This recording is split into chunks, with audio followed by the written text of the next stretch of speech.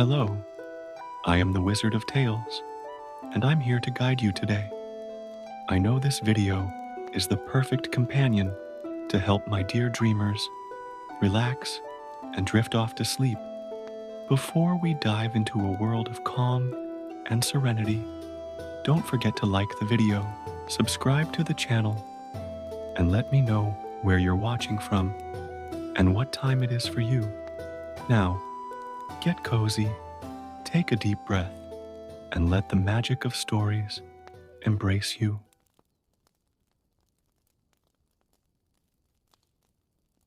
The wind howled across the green hills of ancient Ireland, carrying with it the echo of stories yet untold. Finn McCool, the legendary warrior of the Fianna, sat at the edge of a roaring fire, his gaze lost in the dancing flames as his companions rested around him. His calloused fingers absently touched the scar that marked his face, a constant reminder of past battles and losses that weighed heavily on his heart. The Fianna camp was quiet that night, except for the occasional neighing of horses and the soft murmur of conversation around the fires. Oisin, Finn's poet son, watched his father with concern. Lately, he had noticed a change in the great warrior, an invisible weight that seemed to grow every day, a sadness that not even the greatest victories in battle could dispel. Father, Oisin spoke softly, approaching the fire, the bards have begun to sing of the cauldron of Caradwen again. His eyes glittered with a mixture of hope and caution. They say he has been seen in the northern lands. Finn looked up, a spark of interest lighting his tired eyes. The cauldron of Caradwen was an ancient legend, a magical artifact that, according to stories, possessed the power to heal any wound. But it wasn't the physical wounds that tormented Finn. It was the invisible ones, the ones that bled silently in his heart. The cauldron is just a children's story, Oisin, replied Finn, but his voice betrayed a hint of curiosity. Beside him, Bran, his faithful hound, raised his head, his intelligent eyes fixed on his master. A figure emerged from the shadows. It was Diarmuid, the youngest and most impetuous of the Fianna warriors. His face was marked by fierce determination. These are not just stories, my leader. I met a traveling druid yesterday. He spoke of the cauldron with his own eyes. It is in the lands of the others, beyond the veil of mist. Diarmuid's words caused a murmur among the warriors gathered around. The fire, the others, were creatures from ancient legends, beings that inhabited a realm parallel to that of mortals. Crossing to their lands was a journey that few dared to undertake, and even fewer returned to tell the story. Gall MacMorna, Finn's former rival, who now served as his most loyal advisor, approached with heavy steps. The lands of the others are treacherous, Finn, but if there's a chance of finding the cauldron, his voice trailed off, leaving the implications hanging in the night air. Finn slowly stood up, his imposing figure casting a long shadow over the camp. Years of Fianna leadership had left their mark, not just in visible scars, but also in invisible ones. Every warrior lost in battle, every difficult decision, every necessary sacrifice, it all weighed on his soul like armor that could not be removed. There is more to the cauldron stories than simple physical healing, said a soft voice. Everyone turned to see Sile, the clan's healer, emerging from the darkness. Her silver hair shone in the firelight, and her eyes carried the wisdom of many moons. The true power of the cauldron of Caradwen lies in its ability to heal the wounds that the eyes cannot see, the pains that no medicine can reach. Seal's words touched something deep in Finn. He thought of all the nights he woke up with a start, haunted by nightmares of battles past. He thought about the faces of his lost companions that haunted him in his silent moments. He thought of the guilt and regret he carried, heavy as the ancient stones that marked the Irish hills. "We'll need a small group," Finn finally stated, his decision made. Quick, silent movement through the lands of the others. His eyes roamed the faces around him, assessing each one. "Oisin, dear Muid, you will come with me. Gaul, I need you to lead the Fianna in my absence." A respectful silence fell over the camp, broken only by the crackling of the fire. Every warrior present knew that this was not just another quest for glory or treasure. It was a journey for the very soul of their leader. Sile approached Finn, handing him a small leather bag. "Herbs for the journey," she explained. "And something else." She lowered her voice so only he could hear. "Remember, Finn McCool, that sometimes the greatest battles are fought within ourselves." As preparations for the journey began, Finn remained standing, watching the stars that dotted the night sky. Bran sat beside her, offering the silent comfort of his presence. The wind continued to blow through the hills, but now it seemed to carry a new purpose, a call that echoed in the depths of his being. The search for the cauldron of Caradwen would be more than a simple adventure. It would be a journey into the heart of her own wounds, a chance to find healing, not just for herself, but perhaps for all Fianna who bore their own invisible scars. As dawn broke, Finn McCool, the legendary warrior, would set out not in search of glory or fame, but in search of something far more precious, the peace that had eluded him for so long. The camp gradually fell silent, but the anticipation of the journey to come hung in the air like mist over the Irish hills. Tomorrow, when the sun rose, an adventure would begin that would change not only Finn's destiny, but his understanding of what it truly means to be a warrior, not just on the battlefield, but also in the depths of the human heart. With the first ray of sunlight, Finn, Oisin, and Diarmuid departed the Fianna camp. Bran, the loyal hound, followed at his master's side, his attentive nose picking up the scents of the morning. The small group traveled light, carrying only the essentials on their mounts: provisions, weapons, and Sile's bag of herbs.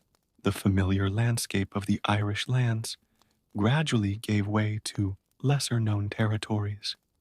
The green hills became steeper, and the fog that hung over the ground seemed denser and full of mystery. Oisin, always attentive to ancient legends, shared stories about the lands of the others as they rode. "They say time flows differently beyond the veil," he murmured, his eyes scanning the shadows between the trees. "A day in your lands can be a year in our world, or a moment can last an eternity." Diarmuid, restless in his saddle, added, "And the inhabitants? I have heard stories of creatures that change shape at will, of music that bewitches the soul until you forget who you are." Finn listened in silence, his mind wandering between the present and the memories that haunted him. Sela's words echoed in his thoughts. The greatest battles are fought within ourselves. How many internal battles had he fought over the years, hiding his pain under the mask of a fearless warrior? At noon, they stopped near a stream to rest their horses. As Diarmuid prepared a simple meal, Finn watched his reflection in the crystal clear waters. The scar on his face seemed deeper, as if the stories of his battles were etched not just into his flesh, but into his very essence. Father, called Oisin, sitting down beside him, you never told me how you got that scar. Finn touched the mark on his face, feeling the familiar relief beneath his fingers. It was during the Battle of Glenmama, he began, his voice thick with memories. It wasn't the blade that left the biggest mark, but the price of victory that day. Before he could continue, Bran stood up suddenly, his ears alert and a low growl in his throat. The mist around them began to thicken unnaturally, snaking between the trees like ghostly fingers. Get ready, ordered Finn, his hand instinctively reaching for the sword. We are approaching the Vale. The temperature dropped sharply, and the air became heavy with an ancient and mysterious energy. The horses fidgeted, their hooves tapping nervously on the ground. Among the mist, shadows began to dance, taking on vaguely human shapes before dissolving again. A distant song reached his ears, sweet and seductive, carrying promises of peace and oblivion. Oisin, being the son of a woman from the others, recognized the danger immediately. Don't listen, he warned, his voice tense. That's what they call travelers to their kingdom. Diarmuid had already drawn his sword, his eyes scanning the fog for tangible threats. How do we get across? He asked, his young voice betraying a hint of apprehension. Finn removed the bag of herbs that Sile had given him, finding among them a small bunch of dried fern. The healer knew we'd get here, he murmured, a knowing smile on his lips. Following an ancient instinct, Finn burned the fern, letting its smoke mix with the mist. Gradually, a path began to form before them, as if nature itself responded to the ancient ritual. Stay together, Finn instructed, guiding his horse along the newly revealed path. The veil tries to separate us, to confuse our senses. Remember what brought us here. As they advanced, the reality around them began to distort. Trees seemed to shift when unobserved, and shadows moved against the wind. Time lost its meaning. It could have been hours or just minutes since they entered the fog. Bran stood close to Finn, his eyes shining with unearthly wisdom. The dog seemed to be able to see through the illusions of the veil, guiding them when the path became uncertain. Suddenly, the fog dissipated, revealing a landscape that defied comprehension. The sky above them displayed impossible colors, and the trees around them had trunks that seemed to be made of living crystal. They had crossed into the lands of the others. Welcome, seekers, said a melodious voice, and everyone turned to see a figure emerging from among the crystalline trees. She was a woman of ethereal beauty, her hair like strands of silver light, and her eyes containing the depths of ancient oceans. Finn felt a shiver run down his spine, not of fear, but of recognition. There was something familiar about the creature, something that touched a memory long buried in his heart. You expected us, he said. Not a question, but an observation. The woman smiled, a gesture that seemed to lighten the air around her. The cauldron calls to those who need it, Finn McCool. But the path to it is not a simple matter of distance. It is a journey through the shadows of your own heart.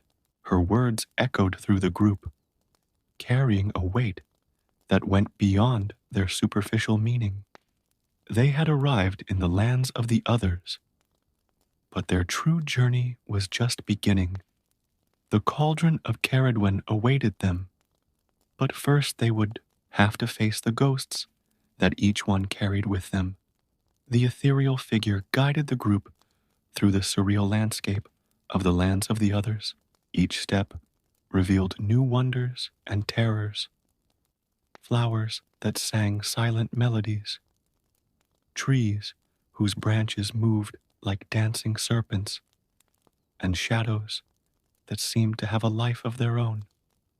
My name is Aithna, the woman revealed, her voice echoing like crystal clear music.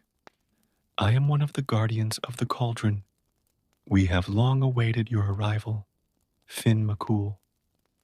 Oisin observed Aithna with fascination, recognizing in her traits similar to those of his own mother, who also belonged to the people of the others. Diarmuid, in turn, kept his hand firmly on the hilt of his sword, his eyes watching every movement in the shadows around him. How could you have waited for us? Questioned Finn, his deep voice cutting through the mystical air. Even I didn't know it was coming until a few days ago. Aithna smiled, a gesture that seemed to lighten the air around her. Time flows differently. Here, warrior, what for you was a recent decision, for us was an ancient certainty. Your wounds called to the cauldron long before you knew of its existence. They continued walking along a path that wound between living crystals, each reflecting the traveler's memories and dreams. Finn found himself confronted with images of past battles, victories, and defeats that had shaped his life. In one of the crystals, he saw the exact moment he received his scar. Not only the physical blow, but also the emotional weight of that day. The cauldron is no ordinary object, Aithna explained, noticing Finn's gaze on the crystallized memories. Its power lies not just in physical healing, but in the ability to confront and reconcile with the wounds we carry in our souls. Bran, who had been walking next to Finn, suddenly stopped, his ears alert. A distant sound reached them, a sad, ancient song filled with laments and promises of consolation. Diarmuid was the first to feel its effects, his eyes becoming distant, as if lost in painful memories. Don't let the music seduce you, warned Aithna, her voice taking on an urgent tone. They are the wailing banshees. They feed on the pain of mortals, offering oblivion as a false cure. Finn felt the power of the music pulling his own memories to the surface, the weight of every decision that had cost a warrior his life, the look of disappointment in his father's eyes when he was young, the loneliness of command. It was tempting to let go, to let the banshees take all the pain away. Father, Oisin's voice cut through the incantation, grounding Finn in the present. Remember what Sile said. The greatest battles are fought within ourselves. His son's words acted as a shield against the hypnotic music. Finn shook his head, clearing his thoughts, and saw that Diarmuid was still fighting the enchantment. With a quick movement, he grabbed the young warrior by the shoulder, bringing him back to reality. The path to the cauldron is never direct, said Aithna silently, approving of Finn's strong will. Each traveler must face his own demons before he is deemed worthy of your presence. They continued their journey, Now, more alert to the subtle dangers that surrounded them, the landscape began to change again, the crystals giving way to a grove of silvery trees, whose leaves whispered secrets in a long-forgotten language. Here, announced Aithna, standing before a circle of ancient stones, each of you will face a test. I cannot say what it will be, for the test manifests itself according to the wounds each bears. Finn looked at his companions. Oisin, the poet's son who always fought to prove his worth in a world of warriors.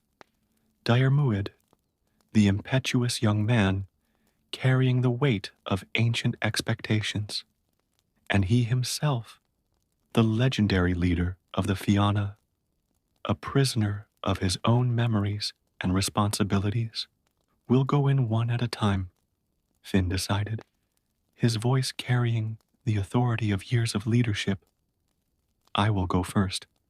Before she could take a step toward the circle of stones, Aithna raised her hand. No, Finn McCool, this time you cannot lead. Some journeys must be taken alone, and some lessons must be learned by watching those we trust. Diarmuid stepped forward, surprising everyone. I will go first, he declared, his young voice firm despite the fear visible in his eyes. If I must prove myself as a warrior of the Fianna, let it be by facing my own demons. Finn watched with a mixture of pride and apprehension as Diarmuid walked towards the circle of stones. As soon as the young warrior crossed the threshold, a thick fog enveloped his figure, hiding him from the view of others. The silence that followed Diarmuid's entry into the circle of stones was as thick as the fog that had enveloped him. Finn and Oisin remained motionless, their eyes fixed on the spot where the young warrior had disappeared. Bran sat at his master's feet, a soft whimper escaping his throat. Suddenly, a scream rent the air. Diarmuid's voice, filled with anguish and despair. Finn's instinct urged him forward, but Aithna blocked his path with a gentle gesture. He must face this alone, she reminded him, her voice gentle but firm. Each test is a reflection of the shadows that dwell in our hearts.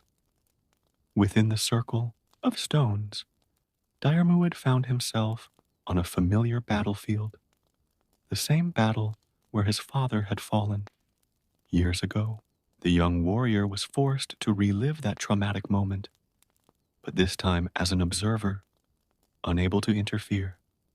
It's just an illusion, he muttered to himself, his hands clenching the hilt of his sword until his knuckles turned white. Just an illusion. But the images were too vivid, the sounds and smells of battle as real as that fateful day. He saw his father fighting bravely. He saw the moment the enemy blade met his flesh, and he felt that crushing helplessness again. Outside, Oisin began to quietly recite an ancient poem of protection, his words mingling with the wind that blew through the silvery trees. Finn recognized the poem. It was the same one his own mother used to sing when he was a child. Inside the circle, the scene changed. Diarmuid now found himself faced with a younger version of himself, a frightened boy who had just lost his father and who vowed to become the Fianna's greatest warrior to honor his memory. You've been carrying this weight for so long, a voice echoed around him, not his father's voice, but something older, deeper, the desire to prove himself, the fear of not being worthy of the legacy he inherited. Diarmuid felt hot tears running down his face. I couldn't save him, he admitted, words he had held on to for so long. How can I be worthy of the Fianna when I couldn't even protect my own father? True courage, replied the voice, is not in never failing, but in continuing to move forward despite failures. Your father did not die by his weakness, young warrior. He lived by his strength. Outside, Finn watched the fog pulse with a soft light. His thoughts turned to all the young warriors he had trained over the years, each carrying their own invisible scars. Within the circle, Diarmuid now found himself in an empty space except for a single figure, his father, not as the warrior fallen in battle, but as the man who smiled as he taught his young son to hold a sword for the first time. Father, whispered Diarmuid, his voice shaking. The figure smiled, a smile full of love and pride. You have become stronger than I ever dreamed, son, not because of your desire for revenge or the pursuit of glory, but because of the compassion you kept in your heart despite everything. The words struck Diarmuid like a ray of light through the darkness. Years of guilt and self-doubt began to dissolve, like fog in the morning sun. He finally understood that honoring his father's memory did not mean carrying the weight of his death eternally, but living fully the life he had given him. The mist began to dissipate, and Diarmuid emerged from the circle of stones. His eyes were red with tears, but his face displayed a serenity that Finn had never seen in the young warrior before. You passed the test, Aethna said softly. He faced his deepest fears and found the truth beyond them. Finn placed a hand on Diarmuid's shoulder, a silent gesture of understanding and respect. The young warrior had changed, not visibly, but at his core, where the deepest wounds began to heal. Oisin took a step forward, his eyes fixed on the circle of stones. Now it's my turn, he declared, his poetic voice carrying iron determination. Before he could enter the circle, Aethna raised her hand again. Wait, she said, her eyes shining with ancient wisdom. Each test must be faced when the heart is ready. The sun is setting in the lands of the others, and with the night come different dangers. As if to confirm his words, a distant howl echoed through the silver forest. Bran responded with a low growl, his hair standing up on the back of his neck. We need to find shelter, Aethna continued. The night in the lands of the others is no place for mortals to roam. The tests will continue when the sun rises again. He led the group through the woods to a clearing where ancient ruins formed a protective circle. Ancient symbols glowed faintly on the stones, and the air within the circle felt warmer, safer. While Oisin and Diarmuid prepared a small camp, Finn watched the sky changing color. The stars that began to appear had strange shapes, forming constellations that told unknown stories. Trials aren't just about facing our fears, Aethna said, silently approaching Finn. They're about understanding that our wounds, however deep, are also part of who we become. Finn touched the scar on his face, thinking about all the other marks, visible and invisible, he carried.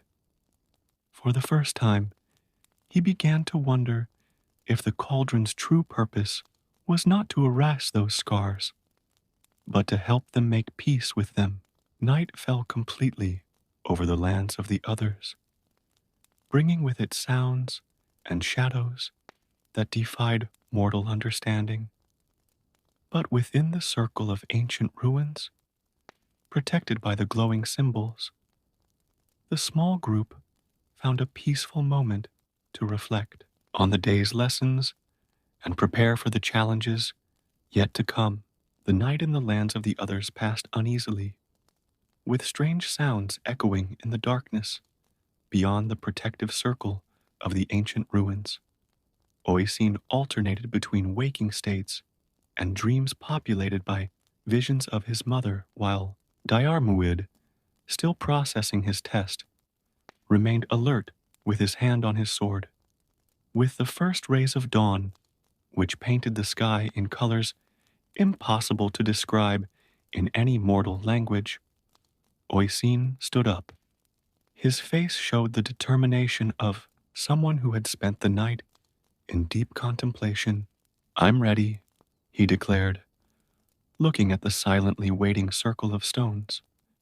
Aithna nodded, her eyes shining with ancient wisdom.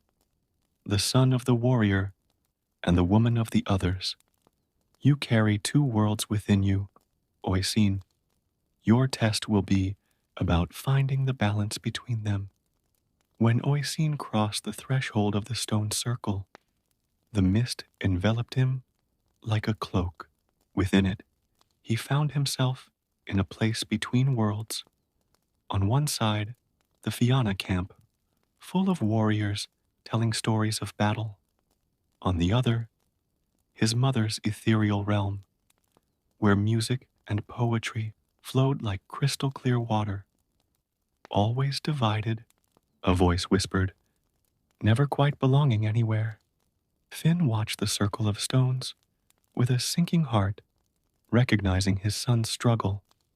How many times had he seen Oisin trying to prove his worth as a warrior, while his poet's soul yearned for expression? Within the mist, Oisin faced younger versions of himself. The boy who felt inadequate among warriors. The young man who hid his poems for fear of appearing weak. Each memory was a wound that had never completely healed. "You don't have to choose," said a voice that reminded her both of her mother and of the wind through the trees. "Your strength lies precisely in being both." The revelation hit Oisin like a gentle wave. Years of internal conflict began to dissolve as he finally understood that his duality was not a weakness, but a unique gift. When he emerged from the circle, his eyes sparkled with new understanding. Finn recognized the change in his son, a deep acceptance of who he truly was. "The last test is yours, Finn McCool," Aithna announced, her eyes fixed on the leader of the Fianna. Finn advanced towards the circle of stones, Bran at his side until the last moment. As the mist enveloped him, he found himself on a familiar battlefield. Not a specific one, but a composite of all the battles he had fought. "Leader of the Fianna," a voice boomed, "carrying the weight of 1,000 decisions, 1,000 lives, 1,000 deaths." The scenes unfolded before him. Every warrior he had lost, every difficult choice he had made, every moment when the strong leader's mask had almost cracked. His scar began to burn, not with physical pain, but with the memory of all the emotional wounds it represented. "You seek the cauldron to heal," the voice continued. "But what really needs healing?" Finn found himself confronted with his own image. Not the legendary warrior, but the man behind the legend. He saw the weight he carried, the loneliness of command, the constant fear of failing those who depended on him. "True strength," whispered the voice, now sounding like a mixture of everyone he had lost, "is not in not feeling pain, but in continuing to feel it, and still moving forward." Realization hit Finn like a ray of light through the darkness. The cauldron wasn't to erase his scars or eliminate his painful memories. It was to help him accept that these experiences had made him who he was. When the fog cleared, Finn found himself in an ancient chamber where the cauldron of Caradwen rested on a stone pedestal. It was not a grand object, as the legends described, but a simple cauldron marked by time and use. Aithne appeared at his side, along with Oisin and Diarmuid. The cauldron heals not by erasing, she explained softly, but by helping to understand. Every scar is a story, every pain a lesson, every loss a memory of love. Finn approached the cauldron, his hands touching the ancient metal. There was no explosion of light or spectacular magic, just a gentle feeling of acceptance and understanding spreading through his being. The wounds we carry, he said, his voice thick with emotion, are also our greatest strengths. The return to mortal lands was smoother than the arrival. When they emerged through the veil, they found that only one day had passed in the world of men, although their experiences seemed to have lasted an eternity. The Fianna camp welcomed them with joy and curiosity, but the three travelers carried with them a serenity that went beyond words. Scylla, watching their returns, smiled knowingly. "Did you find what you were looking for?" she asked, although her wise eyes already knew the answer. Finn touched his scar, now no longer a reminder of pain, but a symbol of growth. "We found something greater than healing," he replied. "We found understanding." That night, around the campfire, Oisin composed a poem about his journey, his words weaving a tapestry of experience and wisdom. Diarmuid listened with a new respect, his own understanding of life's scars reflected in the poet's words. And Finn, the legendary leader of the Fianna, watched his warriors with new eyes. Each of them bore their own scars, visible and invisible. And in each of those marks was a story of strength and survival. The cauldron of Caradwen remained in the lands of the others, but its true power traveled with them, not in the form of magical healing, but in the deep understanding that our wounds make us who we are, and that true healing comes from acceptance and growth through pain.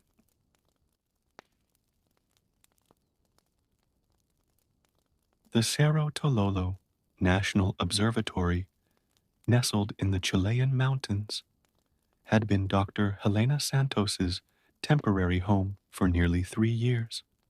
On that particular night, while the other astronomers had retired, she remained glued to the telescope, her brown eyes fixed on the images forming on the computer screen.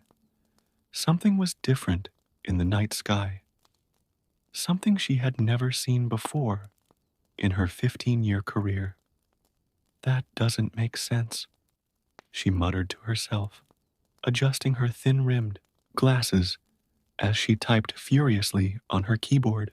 The data it collected showed an unusual pattern of movement between Mars and Jupiter, an anomaly that seemed to snake through the void of space like a cosmic snake. Helena was known for her obstinacy. At the age of 38, he had already published several revolutionary articles on astronomical anomalies, but nothing compared to what he was witnessing. The phenomenon seemed to intensify as the total solar eclipse, scheduled for 3 days from now, approached. A soft sound of footsteps echoed through the observatory corridor. "Still awake, Helena?" The deep, familiar voice belonged to Dr. Marcus Chen, his longtime colleague and friend. He approached, carrying 2 cups of coffee and handed one of them to Helena. Marcus, you need to see this, she said, without looking up from the screen. I'm tracking something different. It doesn't look like anything we've documented before. Marcus leaned over the monitor, his Asian eyes narrowing as he analyzed the data. As an expert in celestial mechanics, he was the perfect person to confirm Helena's suspicions. That's interesting. It looks like some kind of gravitational distortion, but the pattern is too regular to be natural. Helena opened a new window on her computer, revealing a series of old images she had been researching. Look at this, she said, pointing to Egyptian hieroglyphics that showed a giant serpent snaking among celestial symbols. It's Apophis, the serpent of chaos in Egyptian mythology. The pattern we're observing is virtually identical. Marcus frowned, ever the skeptic. Helena, you know we can't mix mythology with science. There must be a rational explanation for this. But Helena was already immersed in her research, browsing pages of old texts that she had translated in recent weeks. The Egyptians believed that Apophis would attempt to destroy Ra, the sun god, during a total eclipse. And now, just as we are about to witness one of the rarest eclipses in recent centuries, his phone vibrated, interrupting his thoughts. It was a text message from his former teacher and mentor, Dr. Fatima al-Rahman, a renowned Egyptologist at Cairo University. Helena, we need to talk. It's urgent. Something is happening in the ancient temples. Helena showed the message to Marcus, who sighed deeply. You're not really considering there's a connection, are you? Marcus, in all my years studying the cosmos, I've learned that the universe is much more mysterious than we realize. Helena replied, beginning to gather her equipment. We can't just ignore patterns, just because they don't fit into our current understanding of reality. While organizing her data, Helena received a video call from Fatima. The Egyptologist's wrinkled face seemed tense, her dark eyes filled with concern. Helena, my dear, the hieroglyphs in Edfu Temple, they are glowing, and it is no trick of light or optical illusion. It began exactly when your astronomical phenomenon was detected. Helena felt a shiver run down her spine. The temple of Edfu was dedicated to Horus, the falcon god who, according to mythology, helped Ra in his daily battle against Apophis. Fatima, do you think? I don't know what to think, dear. But the ancient prophecies spoke of signs in the heavens and the earth before the final confrontation, and with the eclipse approaching, Fatima hesitated, as if weighing her next words. I think you need to come to Egypt. Immediately. Marcus, who had overheard the conversation, placed a hand on Helena's shoulder. You're not really thinking about going, are you? We have the eclipse to observe here. Your projects, your responsibilities. Helena looked at the data on her screen, at the cosmic serpent dancing between the planets, and then at Fatima's worried face on the video call. His scientific mind fought the intuition that told him something extraordinary was happening. Marcus, sometimes we need to take unexpected paths to find answers, she said, starting to turn off her equipment. I'm going to Egypt. If there really is a connection between this astronomical phenomenon and the ancient prophecies, I need to find out. Then I'll go with you, Marcus declared, surprising himself and Helena. Someone needs to keep their feet on the ground in science. As they prepared their hasty departure, Helena couldn't shake the feeling that she was about to dive into something much bigger than a simple astronomical anomaly. The snaking pattern in the sky, the glowing hieroglyphs, the impending eclipse, it all seemed part of a cosmic puzzle she was barely beginning to understand. On his computer, the last images captured of the phenomenon showed the serpent moving more quickly, as if it were gaining strength. And somewhere in the Egyptian desert, ancient symbols began to awaken, telling a story that spanned millennia, connecting the mysteries of the past with the enigmas of the present. Helena knew she was about to embark on the most important journey of her life, a quest that could revolutionize not only her understanding of the universe, but also the history of humanity itself. What she didn't yet know was that time was running out, and that the fate of much more than her scientific career could depend on what she discovered in the coming days. The flight to Cairo seemed endless.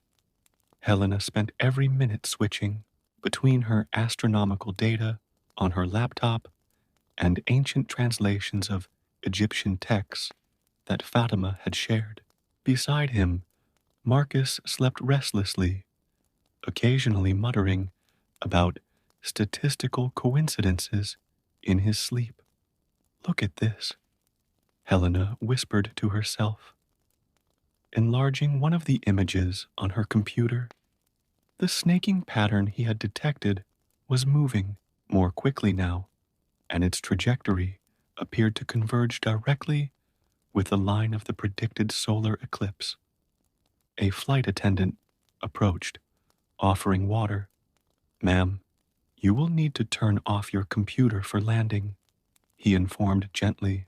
Helena nodded, saving her files. As the plane descended over Cairo, the dawn light painted the sky with shades of pink and orange, creating a spectacle reminiscent of ancient descriptions of Ra's solar boat. At the airport, Fatima was waiting for them, her face marked by anxiety and sleepless nights. He hugged Helena warmly and greeted Marcus with a respectful wave. Come, we don't have much time. The demonstrations at the temples are intensifying. During the drive to Edfu, Fatima explained that other ancient temples had begun to exhibit similar phenomena. The hieroglyphs don't just glow, Helena. They seem to change, as if they're telling a story in real time. Marcus, who had remained skeptical until then, frowned. Physical changes to the hieroglyphics? That's impossible. There must be some rational explanation, perhaps some kind of chemical reaction. See for yourself, Fatima replied, showing a video on her cell phone. In the images, ancient symbols pulsed with a bluish light, their shapes subtly shifting like a hypnotic dance.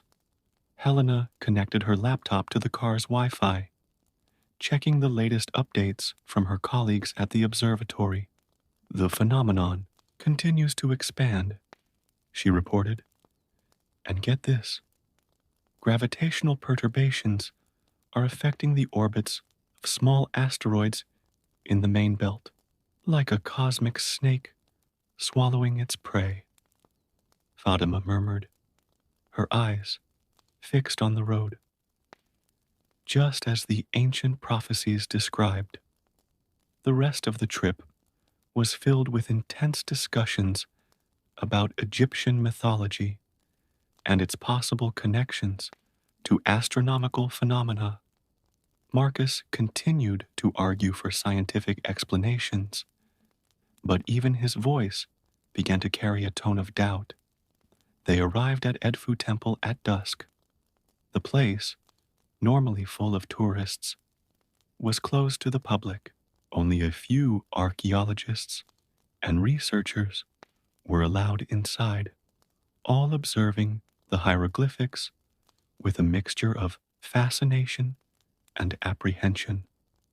This way, Fatima led them through the ancient corridors. The air inside the temple was charged, as if a storm was approaching. Helena felt her hair stand on end when they reached the main chamber. The hieroglyphics on the walls pulsed with a light of their own, creating patterns that moved like waves across the ancient stone. Marcus immediately began photographing and filming, while Helena moved closer to examine the symbols more closely. "This is extraordinary," she whispered, her fingers hovering over the luminous inscriptions.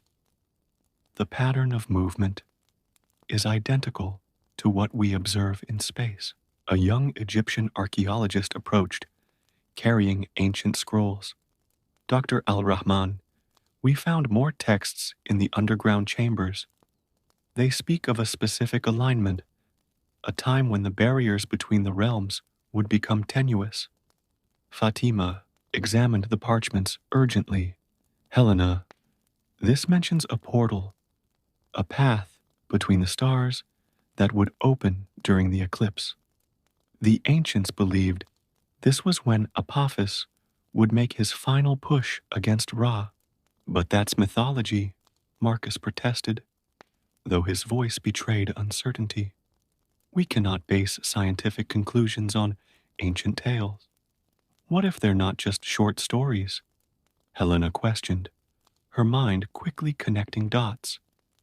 "What if our ancestors were trying to warn us about something that only happens at very long intervals, something they witnessed and tried to document as best they could?"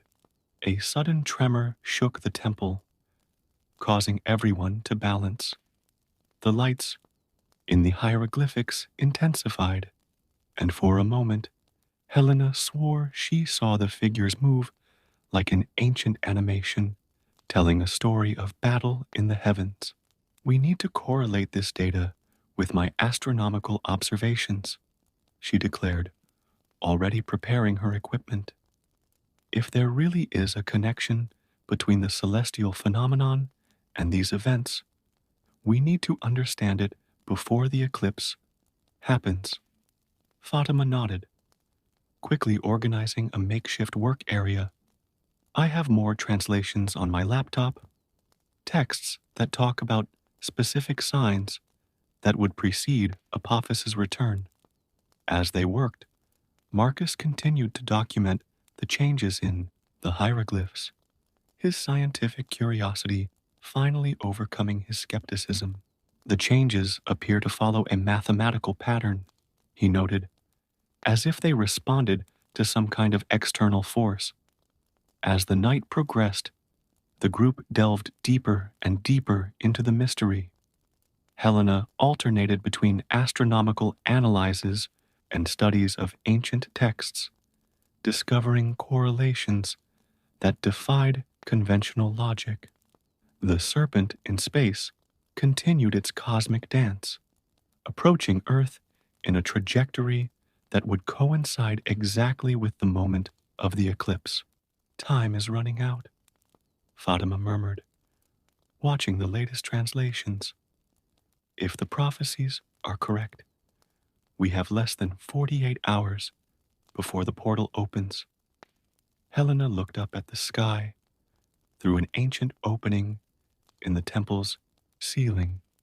The stars looked different from there, as if they were closer, more watchful.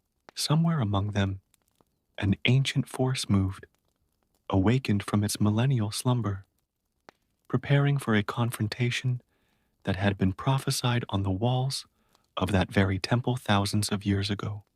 What had begun as an astronomical anomaly was quickly transforming into something much larger, something that challenged modern understanding of the universe. And at the center of it all, an astronomer, an Egyptologist, and a skeptic found themselves in a race against time to decipher a mystery that could have consequences beyond their imagination. The night wore on at the temple of Edfu as Helena, Marcus, and Fatima worked tirelessly to decipher the mysteries unfolding before them. The hieroglyphs continued their luminous dance on the ancient walls, casting shadows that seemed to take on a life of their own. "I found something," Helena exclaimed, her eyes fixed on the computer screen. "The data shows that the spatial anomaly is creating a kind of gravitational field of its own, something I've never seen before. It's as if it's conscious." Marcus momentarily abandoned his photographic documentation of the hieroglyphs to examine Helena's findings. "This defies every law of physics we know," he admitted, running a hand through his hair in frustration. "How can something have such directed behavior?" Fatima approached with more ancient parchments, her eyes shining with urgency. The texts mention that Apophis was not just a serpent, but a manifestation of primordial chaos. The ancient Egyptians believed he possessed consciousness and purpose. A new tremor shook the temple, stronger than the previous one. Small particles of ancient dust danced in the air, illuminated by the unearthly light of the hieroglyphics. Helena noticed that the vibrations seemed synchronized with the pulsations of the symbols on the walls. "We need more data," declared Helena, beginning to establish a satellite connection with the observatory in Chile. "If we could correlate the gravitational disturbances with the manifestations here in the temple." His work was interrupted by screams coming from the lower chambers. The young Egyptian archaeologist came running, his face pale with astonishment.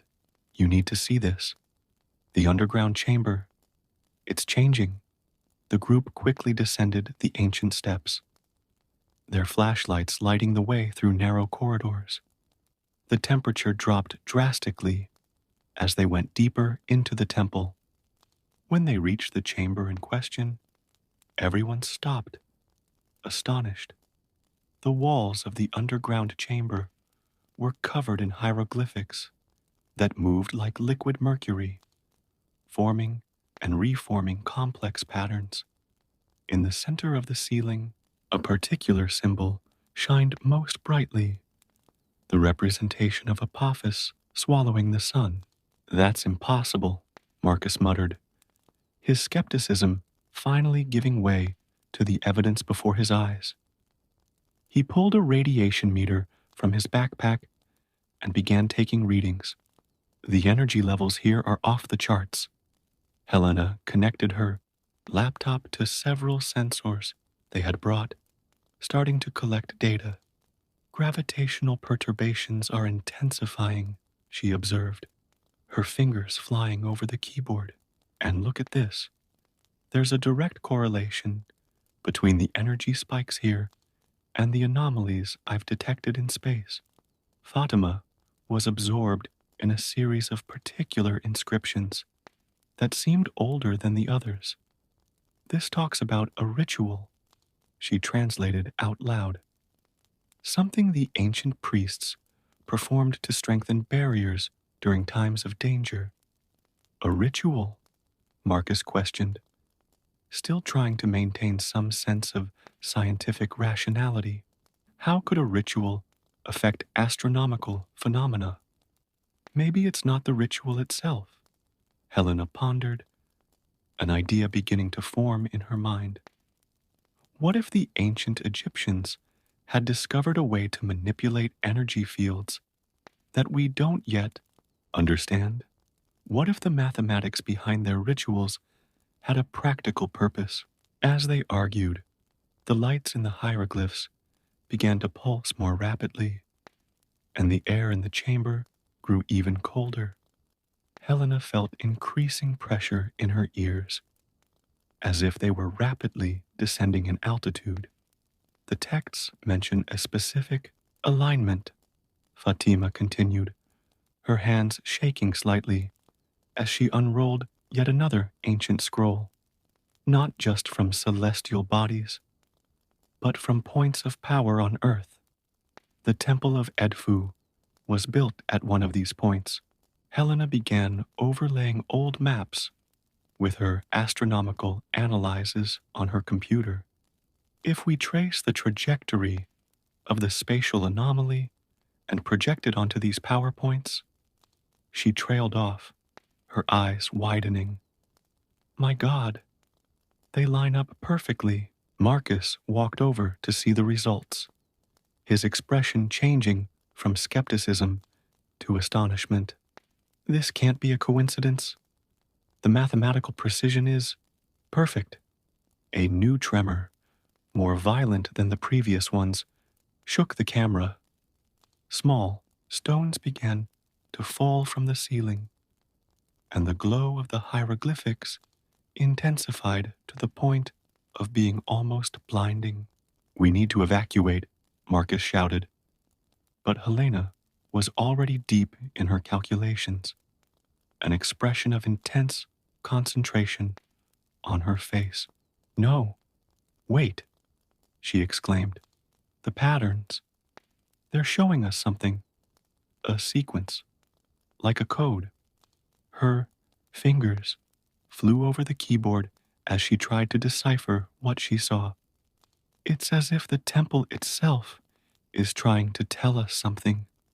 Fatima quickly joined Helena, her eyes switching between the moving hieroglyphs and the ancient translations. The symbols, they're forming words I haven't seen before, a language older than ancient Egyptian itself. The temperature continued to drop, and their breaths now formed small clouds in the air. Marcus's radiation meter began to emit a high-pitched alarm sound, its sensors overwhelmed by the energy levels in the chamber. Helena, Marcus called, his voice tense. We need to get out of here. Whatever is going on is escalating very quickly. But Helena barely heard him, completely absorbed in the patterns that were unfolding before her. It's all connected, she murmured. The eclipse, the power points, the spatial anomaly are not separate events. It's all part of a larger cycle, something the ancient Egyptians predicted and tried to warn us about. The sound of shattering stones echoed through the chamber, and thin cracks began to form on the walls. Bright hieroglyphs seemed to flow through these cracks like veins of light, connecting into increasingly complex patterns. We have less than 24 hours until the eclipse, Fatima reminded, her voice thick with urgency. If we don't figure out how to interpret these signals before then, she didn't need to complete the sentence.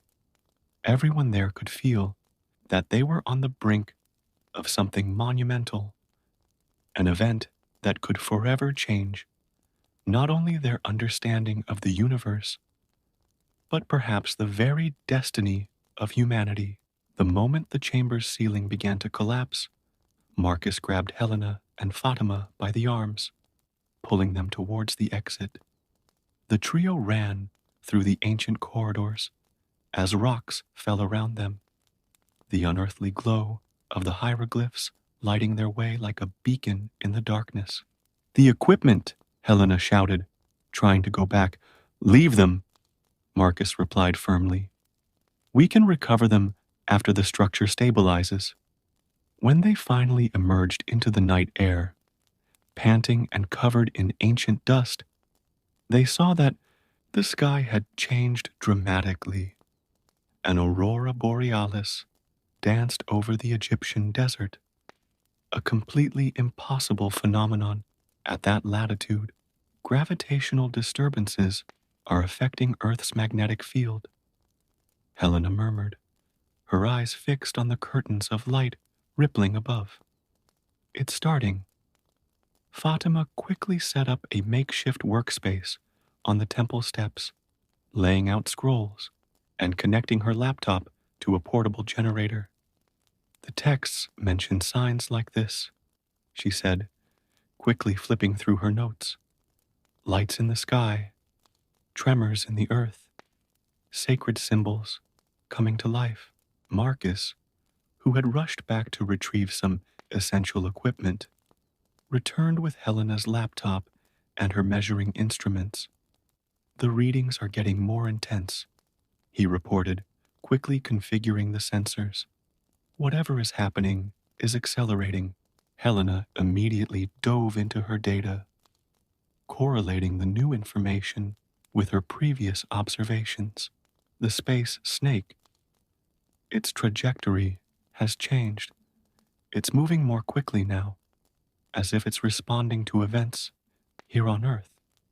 A group of local archaeologists and researchers gathered around them, all watching with a mixture of fascination and terror as the lights in the sky intensified.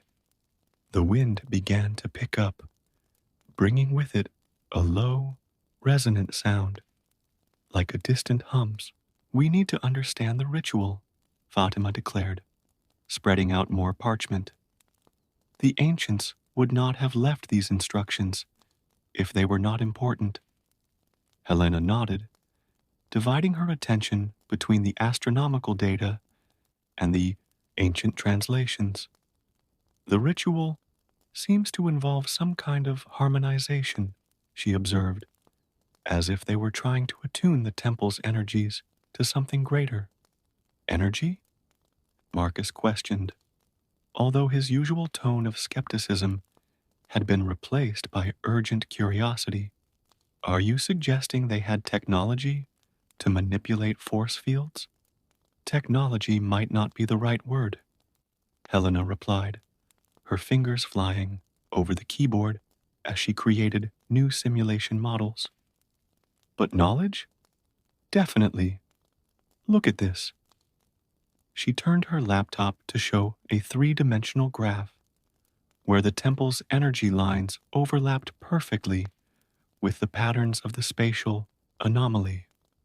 They understood something about the fundamental structure of the universe that we have only begun to rediscover. A new tremor shook the ground, and more lights began to emanate from the temple entrances. The buzzing in the air intensified, making everyone need to raise their voices to be heard. The texts talk about a chant, Fatima continued, her eyes quickly scanning the ancient inscriptions. A specific sequence of sounds that, when combined with certain movements, could open a channel of communication. Communication with what? Marcus asked, although something in his expression suggested he already suspected the answer. With whatever is coming, Helena replied softly, her eyes fixed on the dancing lights in the sky. The ancient Egyptians weren't just trying to warn us about Apophis. They were giving us tools to confront him. One of the local archaeologists, an elderly man with decades of experience in ancient sites, approached with an object wrapped in cloth. We found this in the excavations a few months ago, he said, unfolding the package to reveal a ceremonial sistrum, a sacred musical instrument of the ancient Egyptians. It started vibrating today, for the first time in thousands of years. Helena took the instrument carefully, feeling it hum softly in her hands. When she moved it, the small metal plates inside it produced a sound that seemed to resonate with you, the hum in the air. The mathematical patterns in hieroglyphics, she murmured, an idea beginning to form. They're not just instructions. They're sheet music, music designed to interact with specific frequencies in the universe. Fatima quickly began translating more texts, confirming Helena's theory. Yes, the priests used a combination of sounds and movements to strengthen the barriers between the worlds. It was a protective ritual, but based on principles that we could call scientific. We have less than 12 hours until the eclipse, Marcus reminded him, checking his instruments. And by my calculations, the spatial anomaly will intersect the eclipse line exactly over this location. Helena looked at the sistrum in her hands, at the scrolls scattered around her, and at the lights that danced in the night sky. Everything was connected, part of an ancient puzzle they needed to solve before it was too late. We need to rebuild the ritual, she declared, her voice steady despite the growing chaos around her. Not just the words and the movements, but the mathematics behind it. If the ancient Egyptians found a way to influence these cosmic forces, we can do the same. The wind picked up even more, bringing with it grains of sand that shone strangely under the aureole lights. Time was running out, and in deep space, an ancient and terrible force snaked toward Earth, its arrival timed to coincide with the exacted moment of the eclipse. Somewhere above them, among the stars that now seemed to pulse with a light of their own, something watched and waited. The confrontation prophesied millennia ago was about to begin, and the fate of the world could depend on a modern astronomer's ability to decipher and implement an ancient ritual before it was too late. The sun was beginning to rise over the Egyptian horizon when Helena finally finished deciphering the mathematical patterns in the hieroglyphics. Her hands shook slightly as she held the ancient sistrum, now decorated with symbols that she and Fatima had carefully transcribed from sacred texts. It's a Fibonacci sequence, she explained to the others, who had formed a circle around her. The ancients encoded the harmonic frequencies of the universe in their rituals. Each movement, each note, corresponds to a specific vibration in the fabric of space-time. Marcus, who had spent the last few hours calibrating his measuring instruments, approached with new readings. The spatial anomaly is less than 3 hours away, he reported, his voice tense, and the eclipse will begin in approximately 4 hours.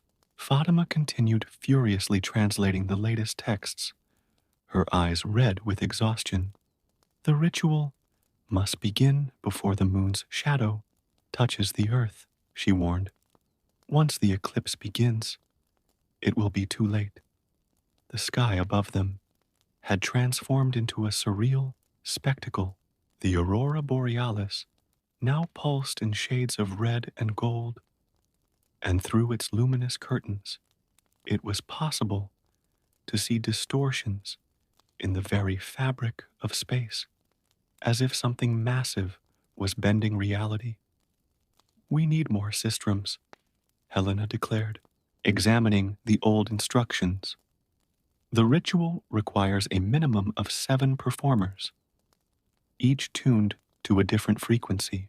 Local archaeologists quickly mobilized, bringing in ancient instruments that had been preserved in nearby museums. Each sistrum was carefully marked with the appropriate symbols, following the instructions that Helena had decoded. What if it doesn't work? Marcus asked softly, helping Helena organize the participants into a perfect heptagon. What if they're all wrong about this? Helena looked up at the sky, where the cosmic serpent was now visible even to the naked eye, an undulating distortion that seemed to swallow the stars in its path. Then at least we will have tried, she replied. Sometimes, Marcus, science means having faith in the impossible. Fatima distributed the papyri with the ancient words of power, quickly teaching the correct pronunciation to the participants. The ritual must be precise, she emphasized, every syllable, every movement, every note. Everything must be in perfect harmony. The wind picked up dramatically, bringing with it a sound that resembled a distant wail. The lights in the temple intensified, and the hieroglyphics on the walls began to pulse in sync with their heartbeats. It's time, Helena announced, taking her place in the heptagon. She could feel the sistrum vibrating in her hands, responding to the energies that permeated the air. The ritual began with a soft, almost imperceptible sound, 7 sistrums moving in precise patterns, creating harmonies that had not been heard on Earth for millennia. The ancient words flowed from their mouths like water, each syllable carrying power and purpose. At first, nothing seemed to happen, but gradually, as the ritual progressed, the air around them began to change. Marcus, watching through his instruments, saw the energy readings skyrocket to impossible levels. "It's working," he shouted over the howling wind. "The frequencies are aligning." Helena barely heard him, completely immersed in the ritual. Through her half-closed eyes, she could see patterns of light forming in the air, webs of energy that connected the ritual participants to each other and to the temple itself. In the sky, the spatial anomaly seemed to hesitate in its approach. The cosmic serpent writhed as if encountering resistance, its gravitational distortions encountering a new type of force that opposed its advance. The sun was beginning to be obscured by the moon when the ritual reached its climax. The 7 sistrums now sounded as a single note, a frequency that resonated with the very core of the earth. The ancient words had turned into a chant that seemed to come from everywhere and nowhere. Helena felt something change inside her. It was as if his consciousness expanded, touching something vast and ancient. For a moment, she understood what the Egyptians really meant by their mythology. Apophis was not just a serpent, but a fundamental force in the universe, the primordial chaos that always threatened to engulf order. And now, through this ancient ritual, they were reinforcing the very barriers of the cosmos, using mathematics and sound to strengthen the fabric of reality. The total eclipse has finally begun, plunging the desert into unearthly darkness. But instead of complete darkness, the air around the temple glowed with its own light, a ritually generated force field that stretched all the way to the sky. The spatial anomaly, now clearly visible, like a serpent of darkness against the eclipsed sky, encountered this barrier of light. For a tense moment, it seemed as if the force of chaos might win, its gravitational distortions threatening to tear apart space itself. But the ritual continued. 7 voices joined in perfect harmony. 7 sistrums dancing in precise mathematical patterns. The light barrier pulsed stronger, and slowly, inexorably, the serpent began to retreat. It was Marcus who first noticed the change in his instruments. "Gravitational perturbations are decreasing," he shouted. "Whatever you guys are doing, it's pushing the thing back into space." Helena could hardly believe what her eyes were seeing. The force that threatened to engulf their world was being repelled by something as simple and as complex as music and mathematics. Just as the ancient Egyptians had predicted, the eclipse began to pass, light gradually returning to the desert. As the sun re-emerged, the spatial anomaly disappeared into the depths of the cosmos, leaving only a clear sky and an exhausted but triumphant group of people. The ritual ended naturally, the sistrums falling silent one by one until only the gentle desert wind could be heard. Helena lowered her instrument with shaking hands, barely able to believe what they had just accomplished. "We did it," Fatima whispered, tears of joy and relief running down her wrinkled face. After all these millennia, the ritual still worked. Marcus was busy checking his instruments one last time, an incredulous smile on his face. "I'm going to spend the rest of my life trying to explain this scientifically," he admitted. Helena looked at the sistrum in her hands, at the ancient temple that had kept this secret for so long, and at the sky that now seemed closer and more mysterious than ever. "Maybe some things don't need to be explained," she said softly. "Perhaps it is enough to know that our ancestors understood more about the universe than we realized, and that their wisdom can still save us today." And as the sun shone over the Egyptian desert, Helena knew that her understanding of the cosmos had changed forever. The line between science and magic, between past and present, between order and chaos, was thinner than anyone had imagined. And somewhere in the stars, an ancient force waited, knowing that humanity still held the secrets to maintaining the balance of the universe.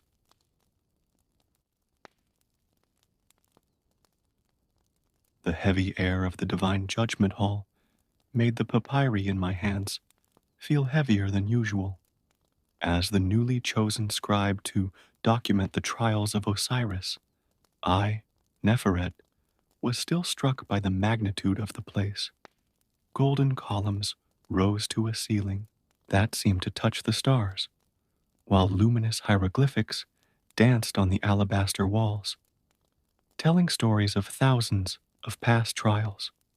Sitting on his throne of obsidian and gold, Osiris exuded a silent authority. His skin, the tone of the night sky, contrasted with the white clothes that enveloped him like morning mist. To his right, Anubis, with his jackal head ever vigilant, stood next to the golden scales, the instrument that determined the fate of all souls that arrived at the divine court. On that particular day, something different was in the air.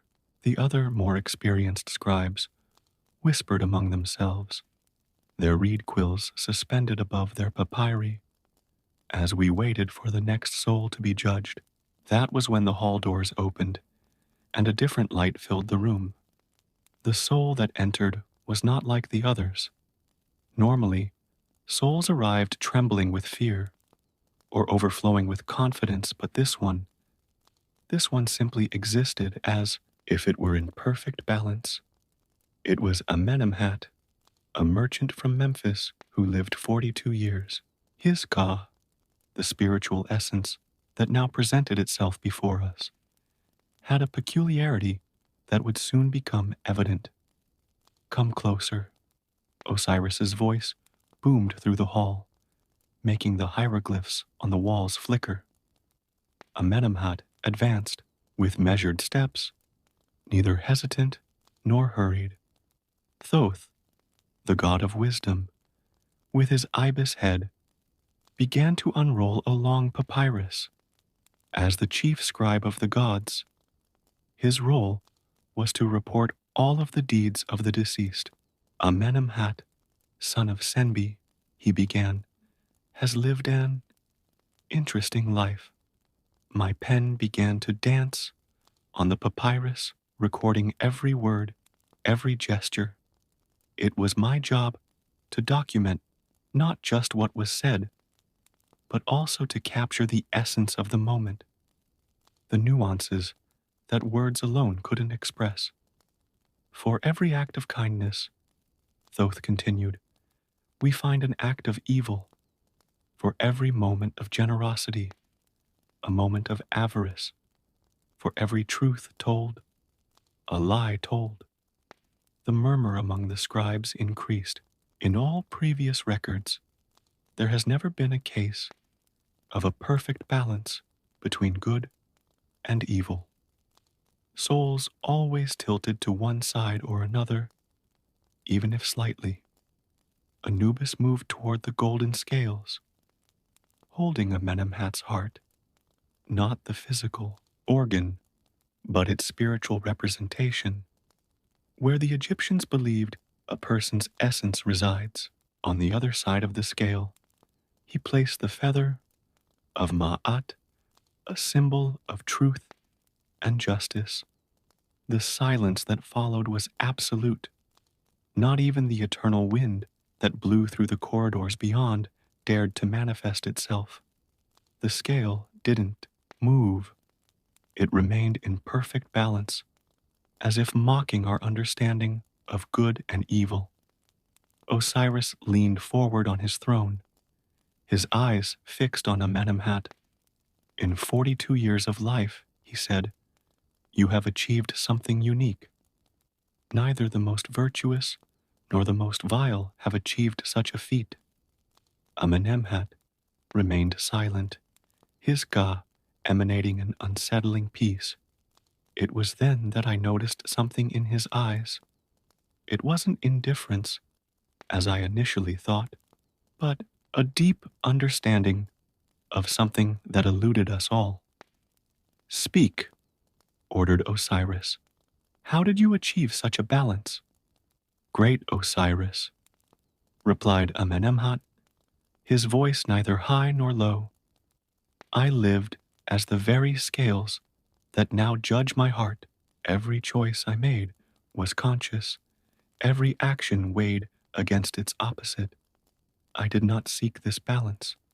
It found me as I registered his words. I felt a shiver run down my spine. There was something deeply disturbing about the idea of someone living so calculatedly, so precisely balanced between light and shadow. The 42 divine judges, each responsible for evaluating a different aspect of moral conduct, began to fidget in their seats. Their expressions varied between fascination and concern. Never, in thousands of years of trials, had they faced a case like this. Ma'at, the goddess of truth and justice, manifested herself for the first time. His presence was like a ray of sunlight cutting through the fog. This case, she said, presents us with a fundamental question about the nature of justice. Is the perfect balance between good and evil in itself a form of virtue or transgression? My pen could barely keep up with the pace of events. Every word seemed charged with a cosmic weight, every gesture potentially historic.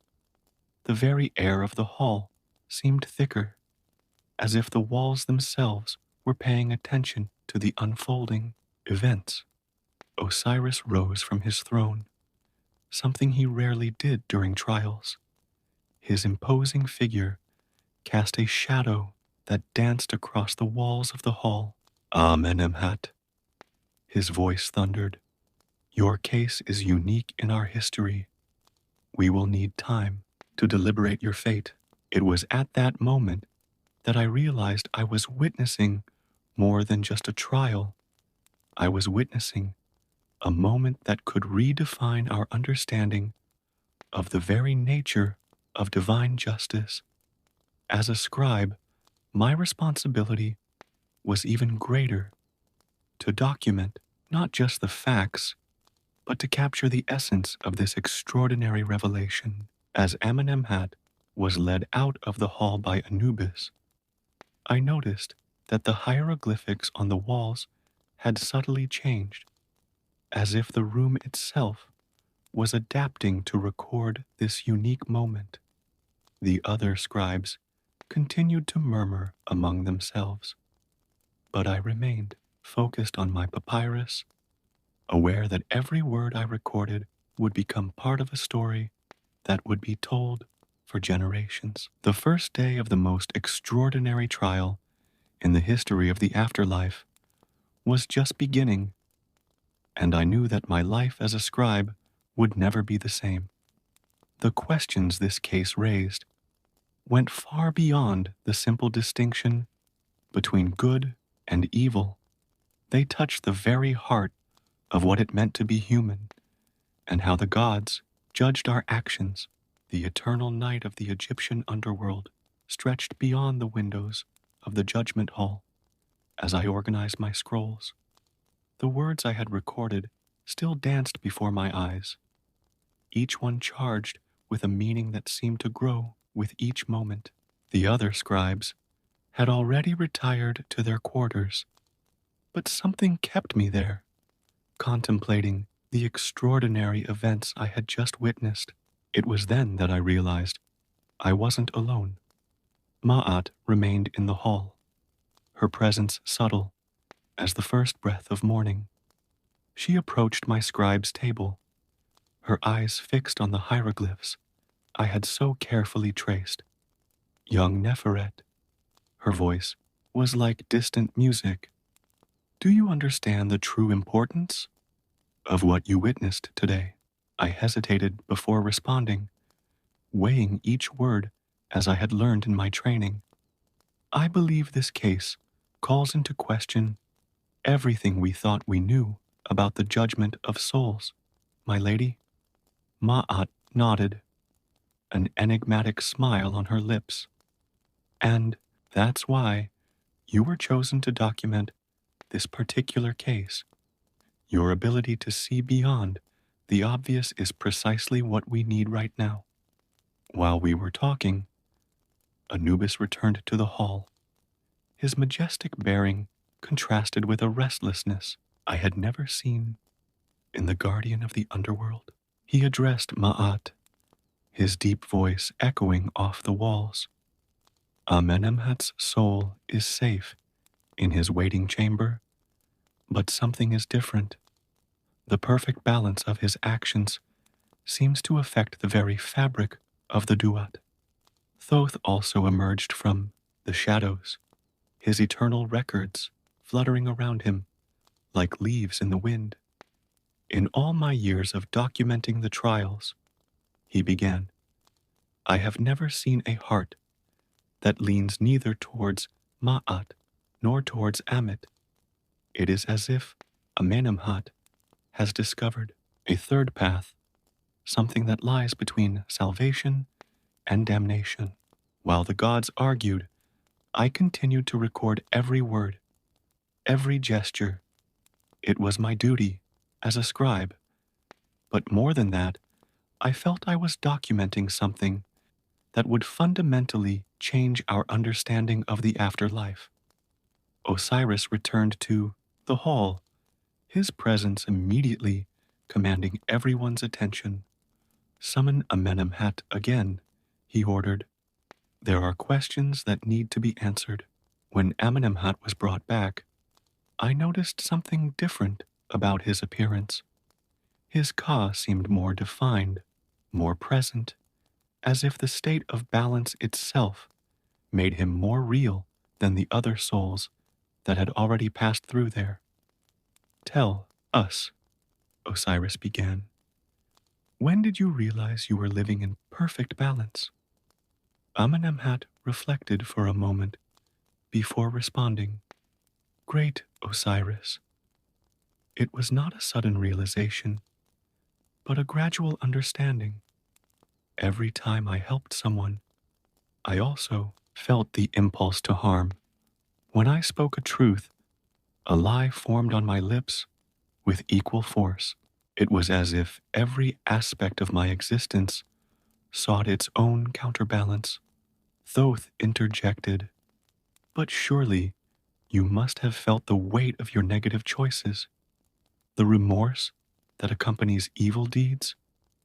I felt every emotion in its entirety. Amenemhat replied, remorse for bad actions was as real as satisfaction for good ones. I did not seek to neutralize one with the other. I just allowed each experience to exist in its fullness. As I registered his words, I noticed that my own hands were shaking slightly. There was a deep wisdom in his words, but also something disturbing.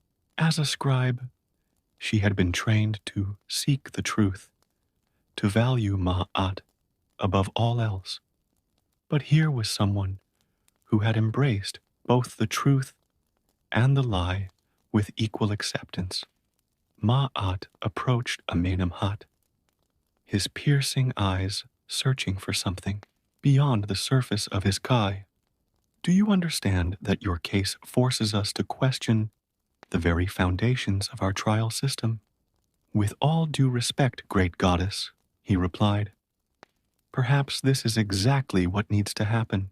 If a life in perfect balance between good and evil is possible, what does that say about the fundamentally dual nature of your judgment? A murmur passed through the hall.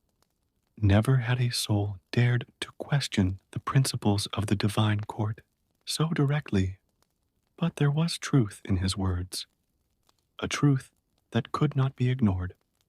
Anubis approached the scales again, as if searching for some answer in it that we had all missed.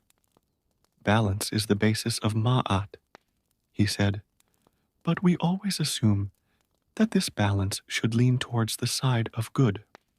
What do we do with someone who has found balance in their own duality? Osiris rose again, his expression revealing deep contemplation. Perhaps, he said, we are faced not just with a trial, but with a lesson in the complex nature of human existence. As the eternal night of the duat progressed, I continued to record every moment, every word. Amenemhat's case had grown into something greater than a simple trial. It was a mirror reflecting the very foundations of our understanding of morality and justice. The walls of the hall seemed to pulse with an energy of their own, the hieroglyphs glowing with an intensity I had never seen before. It was as if the place itself recognized the historical importance of what was happening within its boundaries. As the gods debated, a subtle change began to occur in the judgment hall. The shadows cast by the columns seemed to take on a life of their own, dancing hypnotically across the walls. I realized that my pen had stopped writing, absorbed in the scene unfolding before me. Isis, who until then had watched silently from her throne beside Osiris, rose gracefully. His presence brought a new element to the discussion. Perhaps, she began, her melodious voice echoing through the hall, we are looking at this case the wrong way. Amenemhat's balance is not an anomaly to be corrected, but a reflection of the duality of existence itself. Amenemhat remained impassive, his K emanating that same disturbing serenity. That's when I noticed something extraordinary. The hieroglyphs on the walls began to spontaneously rearrange themselves, as if the story of the afterlife itself was rewriting itself before our eyes. Great Osiris, Amenemhat spoke again. Allow me to share a moment from my life that perhaps best illustrates my nature. I made my pen dance with renewed energy on the papyrus, eager to record each word. It was market day in Memphis, he began. I saw a widow being deceived by a dishonest merchant. At the same moment, I saw an opportunity for easy profit from another distracted merchant. I chose to help the widow by exposing the merchant's fraud, but I also took the opportunity to discreetly steal some coins from the distracted merchant. Every action was conscious, Every choice weighed with equal consideration. Thoth tilted his ibis head, his eyes shining with renewed interest. Are you saying that your negative actions were not uncontrollable impulses, but deliberate choices? Exactly, Amenemhat replied. Each act of kindness or evil was a conscious decision, like different notes in the same song. Ma'at approached the scale, her fingers lightly touching the golden mechanism. The question is not just about the balance of actions, she reflected, but about the consciousness behind them. Amenemhat didn't just balance good and evil, he consciously embraced both aspects of his nature. As I registered these words, I felt a shiver run down my spine. As a scribe, she had been trained to seek and record the truth. But here was someone who had found truth in both the light and the dark. Anubis, who had remained pensive, suddenly spoke up. In all the millennia of weighing hearts, I have always sought the predominance of Ma'at, but this heart carries Ma'at and Isfet in perfect harmony. Osiris rose again, his figure casting shadows that seemed to contain all the stories of the world. Amenemhat, his voice boomed. Do you understand that your case could fundamentally change our understanding of the judgment of souls? Great Osiris, he replied. Perhaps this is precisely what should happen. If humans are capable of containing both light and darkness in perfect balance, perhaps the very concept of judgment needs to be rethought. The 42 divine judges began to murmur among themselves, their voices mixing together like a distant wind. Each of them was responsible for judging a specific aspect of moral conduct. But here was a soul who defied every established category. Isis spoke again, her voice carrying the wisdom of millennia. Notice how the very elements of the hall respond to Amenemhat's presence. The shadows and the light, the hieroglyphics on the walls, even the air we breathe. Everything seeks a new balance. It was true. The very atmosphere of the hall seemed to be subtly transforming, as if Amenemhat's presence was forcing the very fabric of reality to readapt. My pen continued its incessant work, recording not only the words spoken, but also trying to capture the essence of this unique transformation. As a scribe, he felt he was documenting not just a trial, but a moment of profound revelation about the nature of human existence. Thoth approached my desk, his ancient eyes scanning my records. Keep writing, young Neferet, he murmured. What we document today may change future generations' understanding of the nature of divine justice. The air in the room grew increasingly thick with the weight of the questions raised. Each god present seemed to be reassessing millennia of certainties, while Amenemhat stood like a living enigma before them, neither good nor evil, but perfectly balanced between the two. The eternal night of the Duat seemed deeper than ever, but also more alive.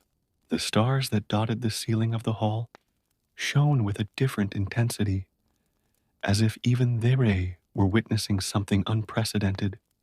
I noticed that my hand was shaking slightly as I continued to write. It wasn't physical exhaustion, but the emotional weight of realizing that I was recording a moment that could redefine the very essence of divine judgment.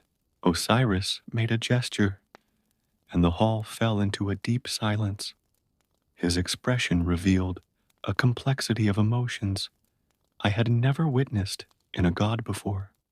Amenemhat's case had touched something fundamental, something that seemed to shake the very foundations of the afterlife.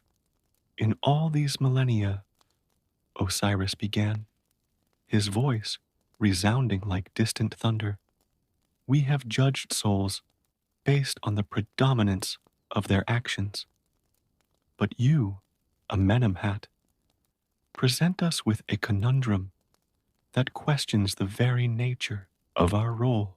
As I recorded his words, I noticed that my ink had taken on a peculiar glow, now gold, now silver, as if even the materials I used to document this extraordinary case were responding to Amenemhat's unique balance. Mahat approached the center of the room, his footsteps making no sound on the obsidian floor. Perhaps, she proposed, we should hear more about how this balance manifested itself in his everyday life. Amenemhat nodded softly before beginning. There was a child in my neighborhood, the daughter of a potter. One day, she broke a valuable vase in my shop. I saw the fear in her eyes, the tremor in her hands. I forgave her debt and even gave her a small amulet to calm her heart. The same day, when a rich merchant paid me with a gold coin, I deliberately gave him the wrong change, keeping more than I should have. Anubis tilted his jackal head, his ears attentive to every word. Didn't you feel remorse for deceiving the merchant? I felt it, replied Amenemhat. In the same way, I felt joy when comforting the child. Each emotion had its place, its own intensity. I didn't try to suppress any of them. Thoth, who had been consulting his eternal records, interjected. I observe in your memories that you also maintained this balance in your most intimate relationships. Yes, confirmed Amenemhat. I cared for my ailing mother with absolute dedication during her final years, but I also manipulated my younger brother into receiving a smaller share of our inheritance. As I documented these revelations, I noticed that my hands had stopped shaking. There was something hypnotic about the way Amenemhat described his actions, as if each decision was part of a complex dance between light and shadow. Isis, who had remained watching intently, spoke up. Has your awareness of this balance affected your perception of others?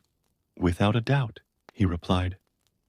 I began to see how people around me struggled with their own dualities, always trying to suppress one side in favor of the other. I saw the suffering it caused, the energy they wasted trying to be just light or just shadow. The 42 judges fidgeted in their seats, their expressions varying between fascination and concern. One of them, responsible for judging sincerity, stood up. How can we judge someone who has consciously embraced both truth and lies? Ma'at approached the scales once more, his fingers tracing the hieroglyphics etched into its base. The balance we seek has always been considered a victory of good over evil. But here, we have a balance of a different nature, not a battle, but a conscious coexistence. The walls of the hall seemed to pulse with each revelation, the hieroglyphics continuing their silent dance of reorganization. It was as if the place itself was trying to adapt to this new understanding of human nature. Anubis, still standing next to the scales, observed, his heart is not only in balance with the feather of truth, it is in harmony with it.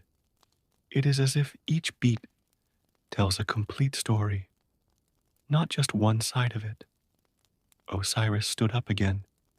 his figure casting shadows that danced on the walls like living memories. Amenemhat, do you understand that your case forces us to question not only how we judge souls, but also our fundamental understanding of the nature of human existence? Great Osiris, he replied with that same serenity that characterized him. Perhaps this is precisely what fate intended. If a single soul can consciously contain and balance both light and darkness, what other truths about human nature still elude us?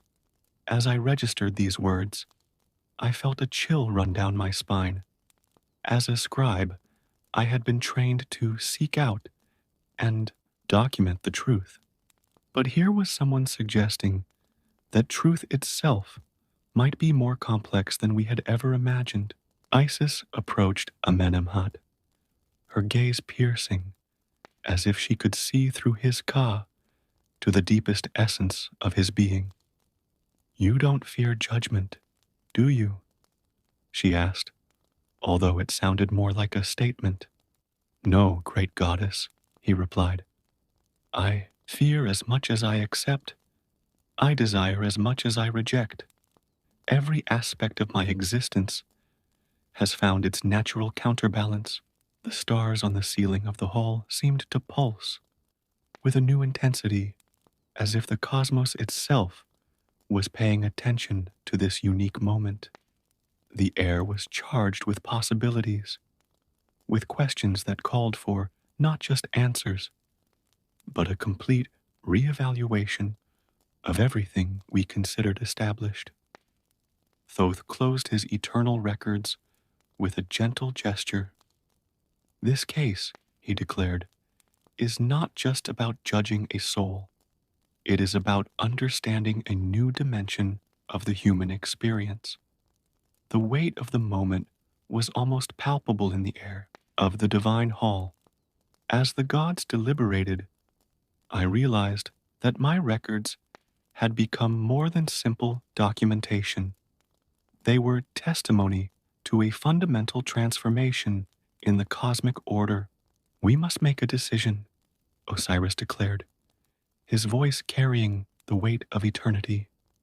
Amenemhat's case cannot remain unresolved. Mahat approached the center of the hall, his footsteps creating subtle ripples in the air.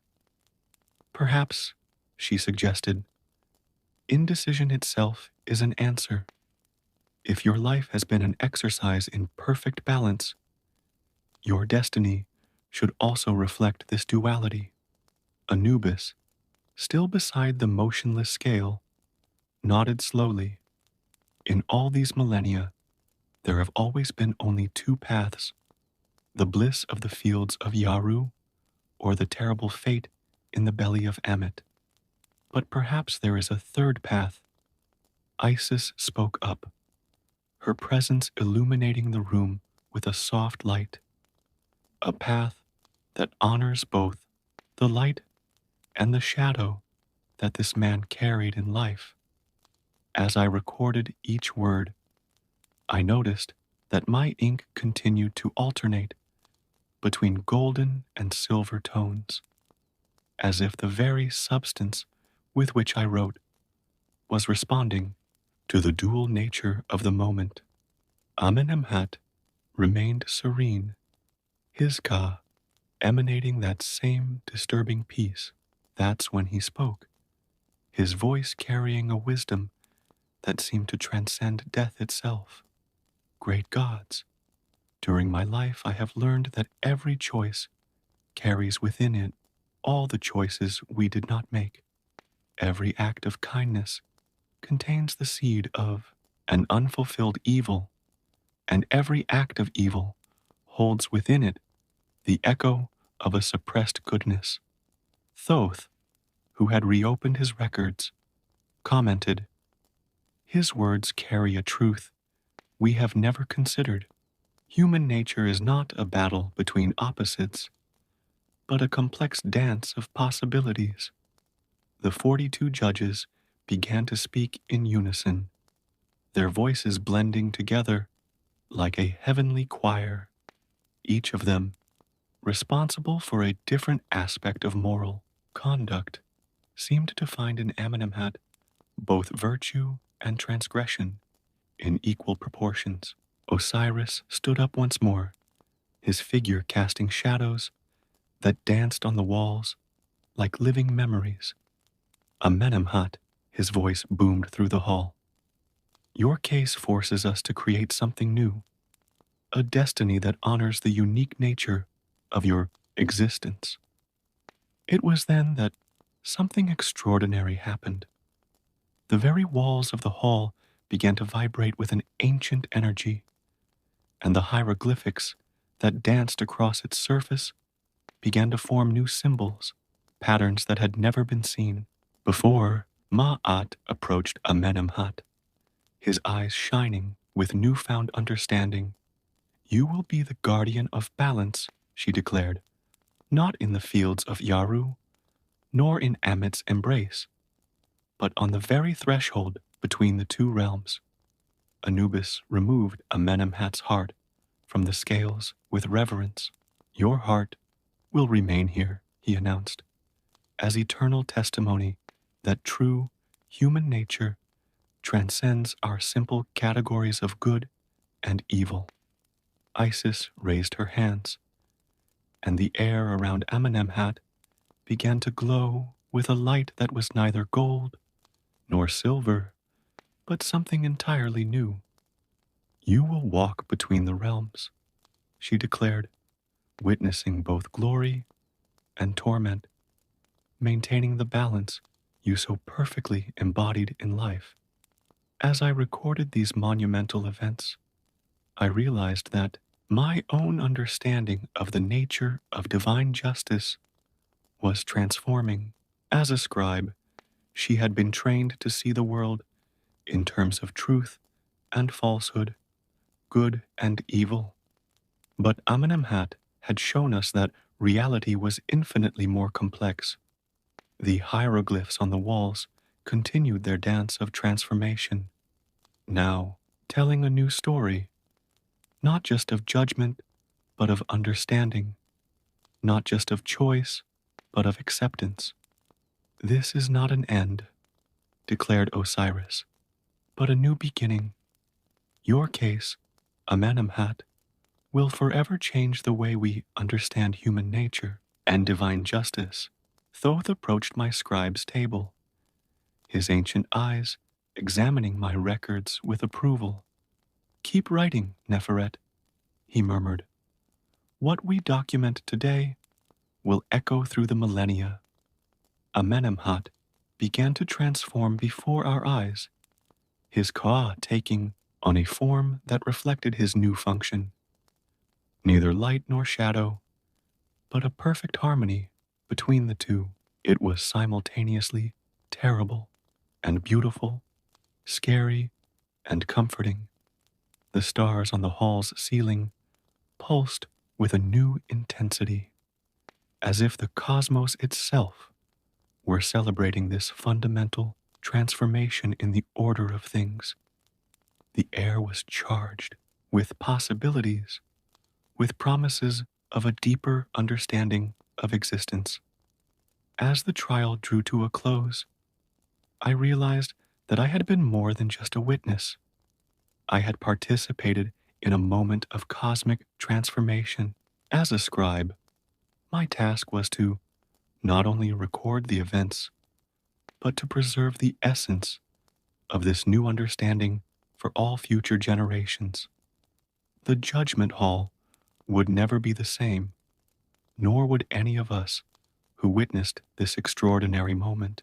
Old certainties had given way to new possibilities, and the very concept of divine justice had been expanded to encompass a more complex and profound truth about human nature. And so, as Amenemhat assumed his new role as guardian of balance, I understood that I had documented not just a judgment, but the birth of a new era in the history of the afterlife, an era in which duality was no longer a conflict to be resolved, but an eternal dance to be honored and celebrated.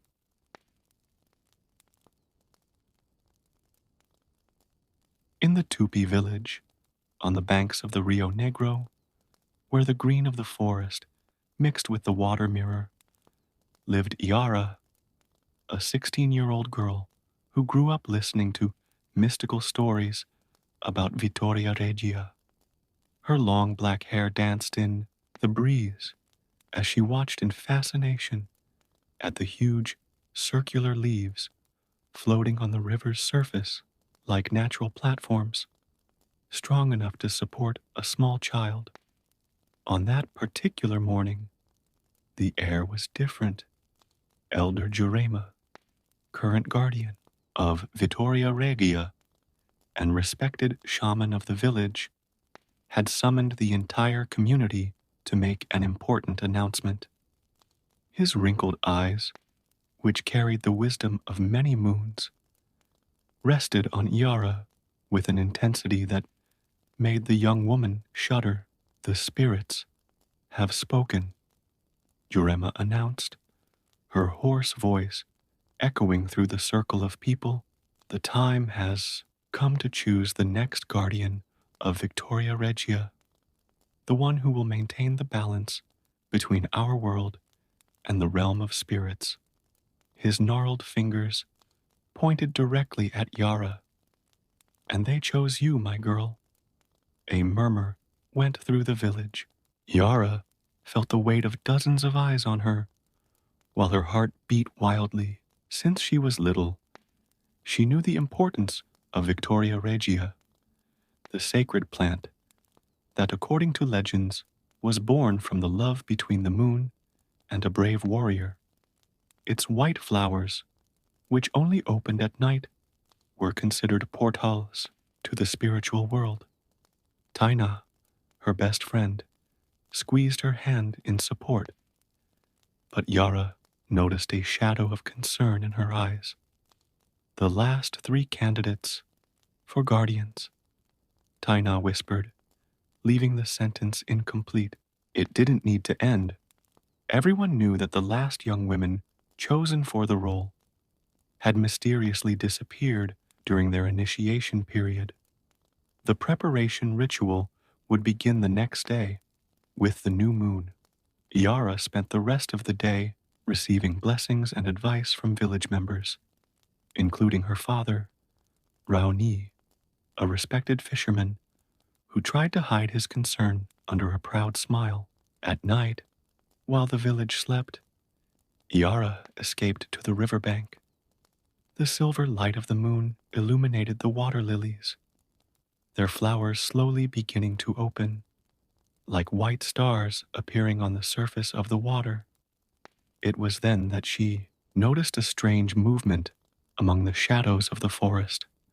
A dark, undefined figure glided through the trees, and an icy shiver ran down his spine.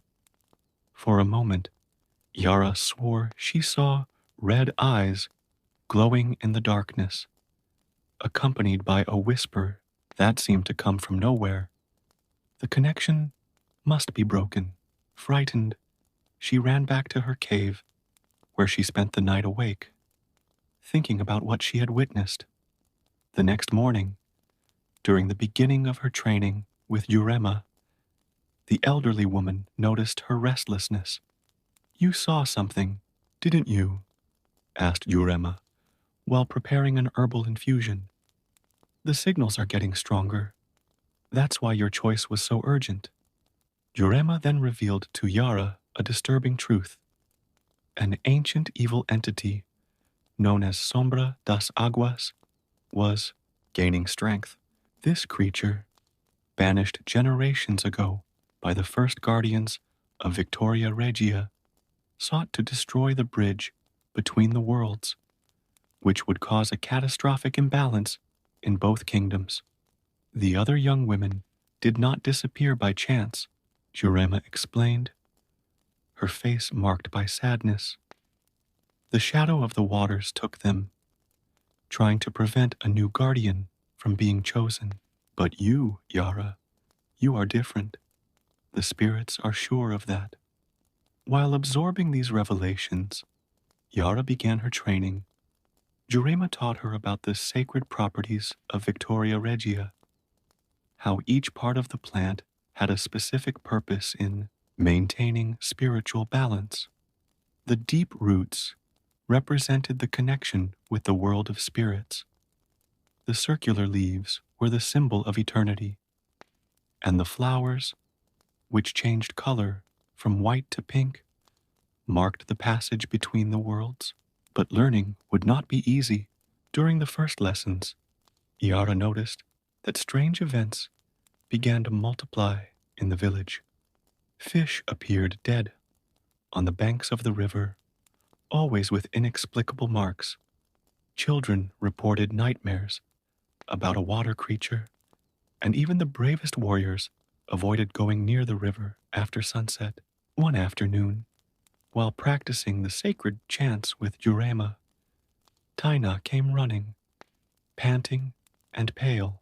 The water lilies, some are dying, the leaves are turning black, as if something is poisoning them from the inside.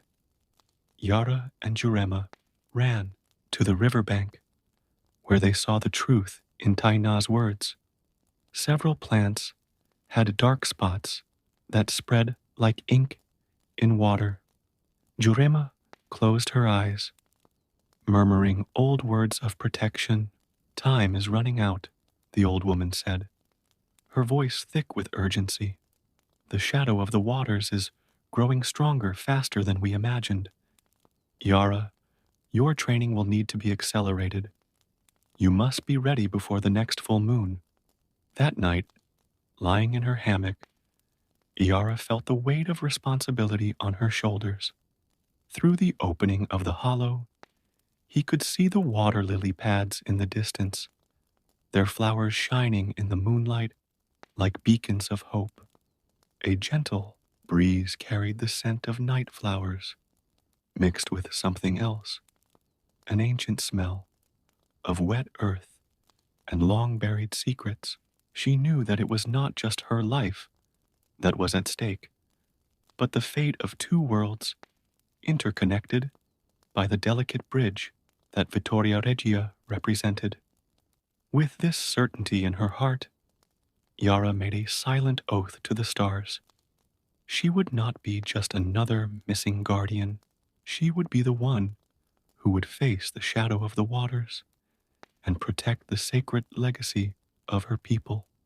Sleep took a long time to come, lulled by the nocturnal song of the forest and the constant murmur of the river. In her restless dreams, Yara saw white flowers dancing over dark waters, while an ancient shadow waited in the depths, patient and relentless, preparing for the confrontation that was to come. Chapter 2. The next morning, Yara's training intensified. Jurema took her to a place further away from the village, where the water lilies grew in greater abundance. There, among the gigantic circular leaves, the elderly woman began to teach the deepest rituals of connection with the sacred plant. Each water lily has its own voice, explained Jurema as she walked barefoot on the muddy bank. To be a true guardian, you must learn to hear its whispers, feel its vital pulse as if it were your own beating heart. Yara watched carefully as the elderly woman demonstrated the ritual movements, her hands dancing over the surface of the water in precise and fluid gestures. The air around her seemed to vibrate with an ancient energy, and for a moment the young girl swore. She saw a golden glow emanating from the flowers. For days, Yara practiced the sacred gestures and chants under Jurema's strict guidance. Her hands, previously hesitant, began to develop the same grace as the old woman's. Little by little, she began to notice subtle changes in her perception. Oh, the colors seemed more vivid, the sounds of the forest clearer, and most importantly, she began to feel a growing connection with the water lilies. Taina often attended training, bringing water and food, always keeping a respectful distance. One afternoon, while Yara was resting, her friend shared a disturbing discovery. The fisherman found more strange markings on the trees near the river, Taina whispered, her eyes wide with concern. They look like scratches, but no known animal would leave marks like that. And there's a smell, like something rotten coming from the depths. Jurema, who was listening to the conversation, frowned. The shadow of the waters is testing our defenses, looking for weak points. We need to speed up your training even more, Yara.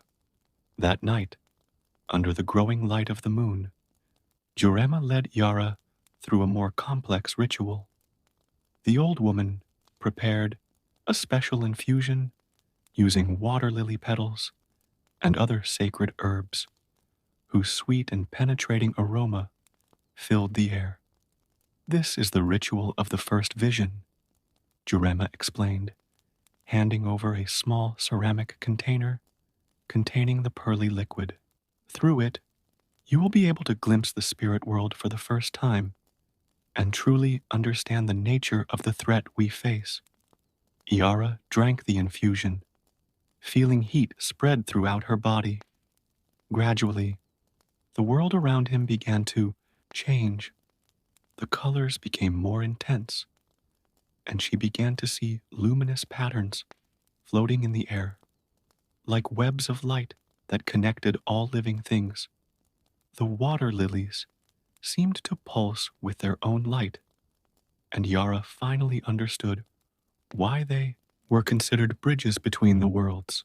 Through its flowers, she could see fragments of the spiritual world, ethereal figures dancing on the water, ancient presences that inhabited the forest.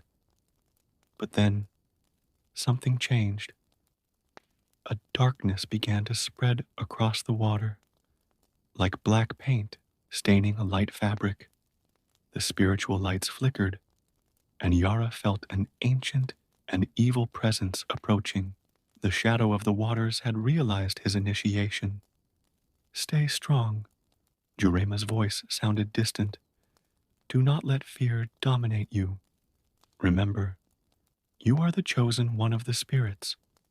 The darkness took on a vaguely humanoid shape, with red eyes that Yara recognized from the night before. The creature emanated an ancient hatred, and terrible images invaded the young woman's mind.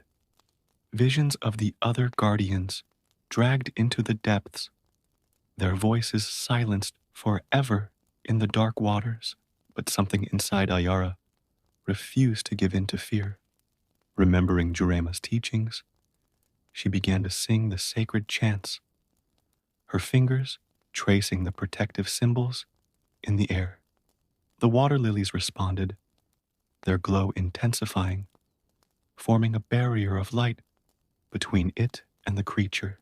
The shadow of the waters retreated, but not before projecting one last thought into Yara's mind. You cannot protect the connection forever, little guardian. The spirit's time is running out. When the vision ended, Yara found herself panting on the banks of the river, with Jurema and Taina by her side. The experience had been more real and intense than anything she could have imagined. You were very brave, Jurema said, pride evident in her voice. Few can maintain consciousness for so long in their first vision, but this also means that our time is even shorter than imagined. The shadow of the waters is stronger than ever. In the days that followed, Yara delved even deeper into her training. Jurema taught her about the healing properties of different parts of the water lily, how to use its energy to strengthen the barrier between the worlds, and the ancient protective spells passed down through generations of guardians. But as his powers grew, so did the signs of the water shadow's evil influence. More water lily pads had dark stains, and the nightmares of the village children became more frequent and vivid. The river itself seemed darker and more threatening, its waters moving with an unnatural restlessness. One afternoon, while practicing her healing techniques on a sick Vittoria Regia, Yara made a surprising discovery. When he touched one of the stained leaves, he got a glimpse of the past. He saw the first battle between the ancient guardians and the shadow of the waters, and he understood that there was more to the story than Urema had revealed. The entity was not simply an evil spirit. It was something that had been created by the imbalance between the worlds, born of the very corruption of natural harmony. And perhaps, Yara thought, this understanding was the key to finding a way to defeat her definitively, instead of just containing her as the Guardians had been doing for generations. Chapter 3. With her new discovery about the true nature of Sombra das Aguas, Yara decided to investigate further. During his training sessions with Urema, he began to ask more specific questions about the past, trying to better understand the origin of that ancient threat. Jurema, she began, as they practiced purifying an affected water lily. Why were the ancient guardians unable to completely destroy the shadow of the waters? The old woman stopped her movements, her eyes fixed. On the dark water, some things cannot be destroyed. Yara, they are part of the natural balance, even if they represent the dark side of that balance. But Yara was not satisfied with the answer. During the night, while everyone slept, she began making secret visits to a sacred site that Jurema had mentioned, a small cave near the source of the river, where ancient cave paintings told stories of the past. By the light of a small torch, Yara studied the symbols on the walls. Taina, who insisted on accompanying her despite the risks, helped decipher the images. The paintings showed a time when the world of spirits and the world of humans were one, until something caused a traumatic separation. Look at this, whispered Taina, pointing to a sequence of symbols. It seems that the shadow of the waters emerged precisely from this separation, like a wound that never completely healed. The revelation hit Yara like lightning. That's why she wants to destroy the connection, because the very existence of the bridge between the worlds makes her suffer, constantly reminding her of the separation. His nightly studies were interrupted by a distant scream coming from the village. Rushing back, they found a terrifying scene. Several water lily pads had been completely corrupted, their once white flowers now coal black, spreading a dark substance across the water. Jurema was at the riverbank, performing containment rituals with other village elders. When he saw Yara, his eyes shone with a mixture of concern and urgency. The water shadow is moving faster than we anticipated. It is trying to poison the plants before you complete your training. That night, gathered in a sacred circle, Jurema shared knowledge that he had kept for years. There is an ancient ritual, she explained, that can strengthen the connection between the worlds in a way that has never been attempted before. But it is extremely dangerous and requires a sacrifice. Yara's heart accelerated when she heard the word sacrifice, but she remained firm. What kind of sacrifice? The guardian must become one with the Victoria Regia, replied Jurema. her voice trembling slightly. Fusing your own essence with the sacred plant. The ancient stories say that only one guardian has attempted this before, and she disappeared between the worlds. Taina grabbed Yara's arm. No, there must be another way. But Yara was already thinking about the implications of her discovery in the cave. If the shadow of the waters had arisen from the separation of the worlds, perhaps the solution was not to fight it, but rather to heal the ancient wound that created it. The following days were intense, as the evil influence of the shadow of the waters spread across the river.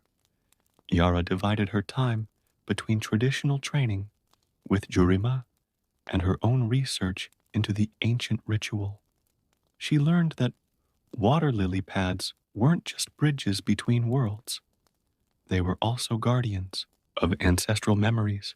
Each flower contained fragments of the story of the separation, and through deep meditation, Yara began to access these memories.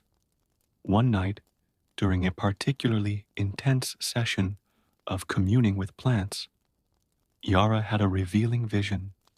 He saw the exact moment of the separation of the worlds.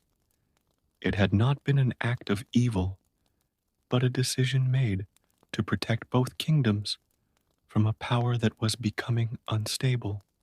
The separation was a protective measure, she explained to Jurema and Taina, but it created an imbalance that gave rise to the shadow of the waters. If we can restore the original balance, not by destroying the separation, but by harmonizing it, Jurema completed his thought.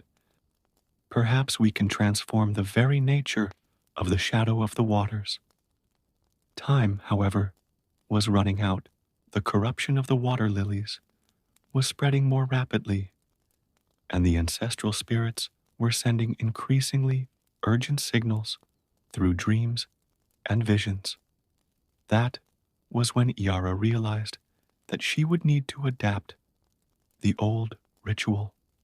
Rather than simply merging with the Victoria Regia, it would need to use this connection to create a new form of bridge between the worlds, one that would not keep the realms separate, but would allow them to coexist in harmony. It's risky, warned Jurema, after hearing Yara's plan. Not only will you be risking your life, but you will also be tampering with forces that hold the very fabric of reality together. Yara looked at the water lilies that still resisted, their white flowers shining like stars in the dark water. Sometimes, she said, her voice thick with determination, you have to risk everything to restore balance. Chapter 4.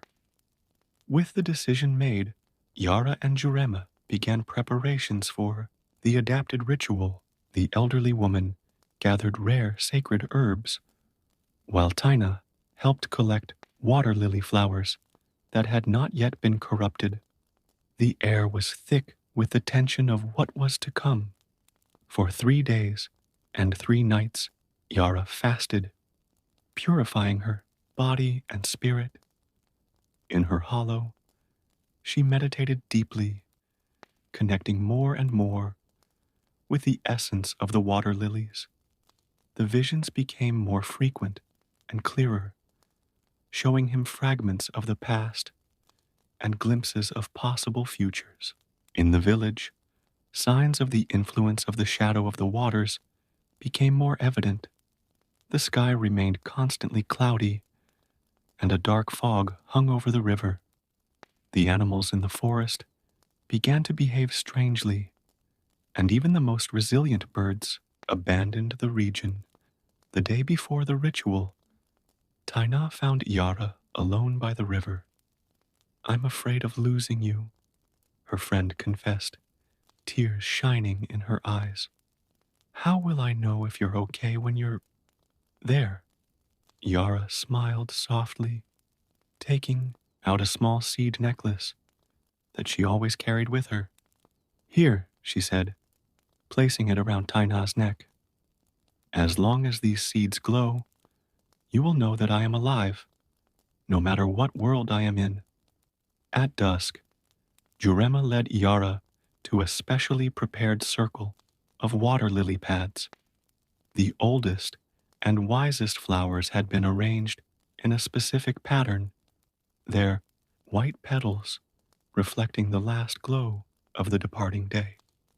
Remember, Jurema instructed, while preparing the ritual infusion, you are not trying to dominate the shadow of the waters, but rather to understand and transform it. Strength does not always overcome darkness.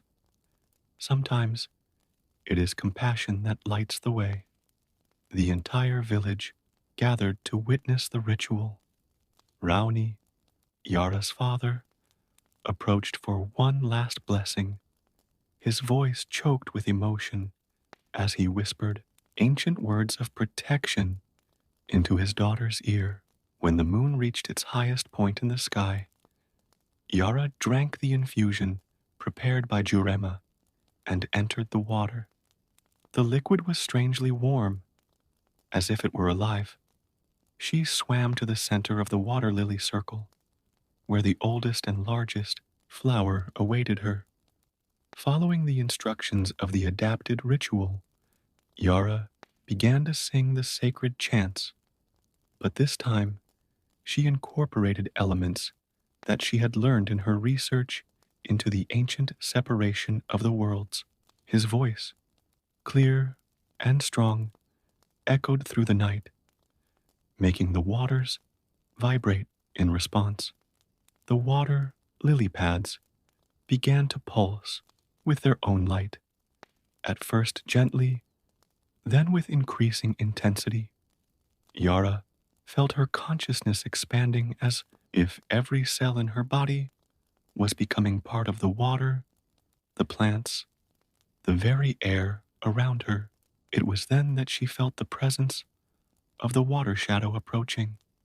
This time, however, instead of trying to resist or fight, Yara opened her mind to the entity, allowing herself to feel her ancestral pain, her loneliness, her anger at the forced separation of the worlds.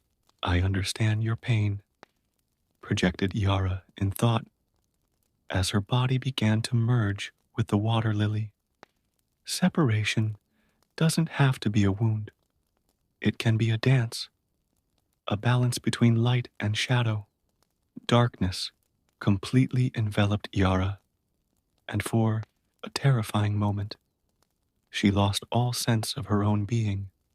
It was as if he had become part of the river itself, flowing between worlds without form or substance. On the bank, Taina clutched the seed necklace, which still glowed softly, while Jurema continued the protective chants. The water in the river began to move in strange patterns, and multicolored lights danced beneath its surface. Within the darkness, Yara found herself face to face with the true form of the shadow of the waters, not a creature of evil, but a being of pure longing, born from the trauma of separation. Through her new perspective, she could see how the entity had been shaped by pain and fear. Gently, Yara extended her expanded consciousness towards the shadow of the waters. We don't need to be enemies, she communicated through the bond they now shared. We can be guardians together, maintaining the balance between light and dark, between separation and unity. The transformation began slowly. The dark waters began to lighten, not returning to their original transparency, but taking on a new quality, like a twilight reflected on the surface of the river. The shadow of the waters, for the first time in countless generations, began to change. Yara felt every moment of the transformation in her own being. His consciousness was now completely intertwined with the water lily, and through it he could feel the currents of energy that flowed between the worlds. It was no longer just a bridge, it was part of the very fabric that connected realities. The corrupted water lilies began to heal, their blackened flowers gradually returning to life, but with a new characteristic. In addition to the traditional white, they now displayed soft shades of deep blue, as if they carried within them both light and shadow. On the river bank, members of the village watched in amazement as the world seemed to transform around them. The dark fog that had covered the region began to dissipate, but not completely. It remained a thin layer of mystery, reminding everyone that darkness also had its place in the great cycle of life. Chapter 5. Dawn brought with it a new reality for the village. Yara emerged from the waters transformed, not only in spirit, but also in appearance. His black hair now showed bluish reflections that were reminiscent of the night sky, and his eyes carried a depth that seemed to contain both light and shadow. The transformation of the shadow of the waters continued to reverberate throughout the environment. The river, once a place of fear and mystery, now pulsed with a different energy, still mysterious, but welcoming. Water lily pads bloomed with renewed vigor, their petals blending shades of white and deep blue in a mesmerizing pattern. Jurema was the first to approach Yara when she finally returned to shore. The old woman studied her pupil with amazed eyes, recognizing in her something that went beyond the traditional role of guardian. You didn't just protect the bridge between the worlds, Jurema said, her voice thick with emotion. You created a new form of harmony. Taina ran to hug her friend, noticing that the seed necklace was still shining, but now with a light that swayed gently, like the river itself. How do you feel? She asked, worried about the visible changes in Yara. Different, Yara replied, her voice carrying a soft echo of the waters. It's as if I could feel every drop of the river, every petal of the water lilies, the shadow of the waters. It is now part of me, just as I am part of it. In the days that followed, the village witnessed profound changes.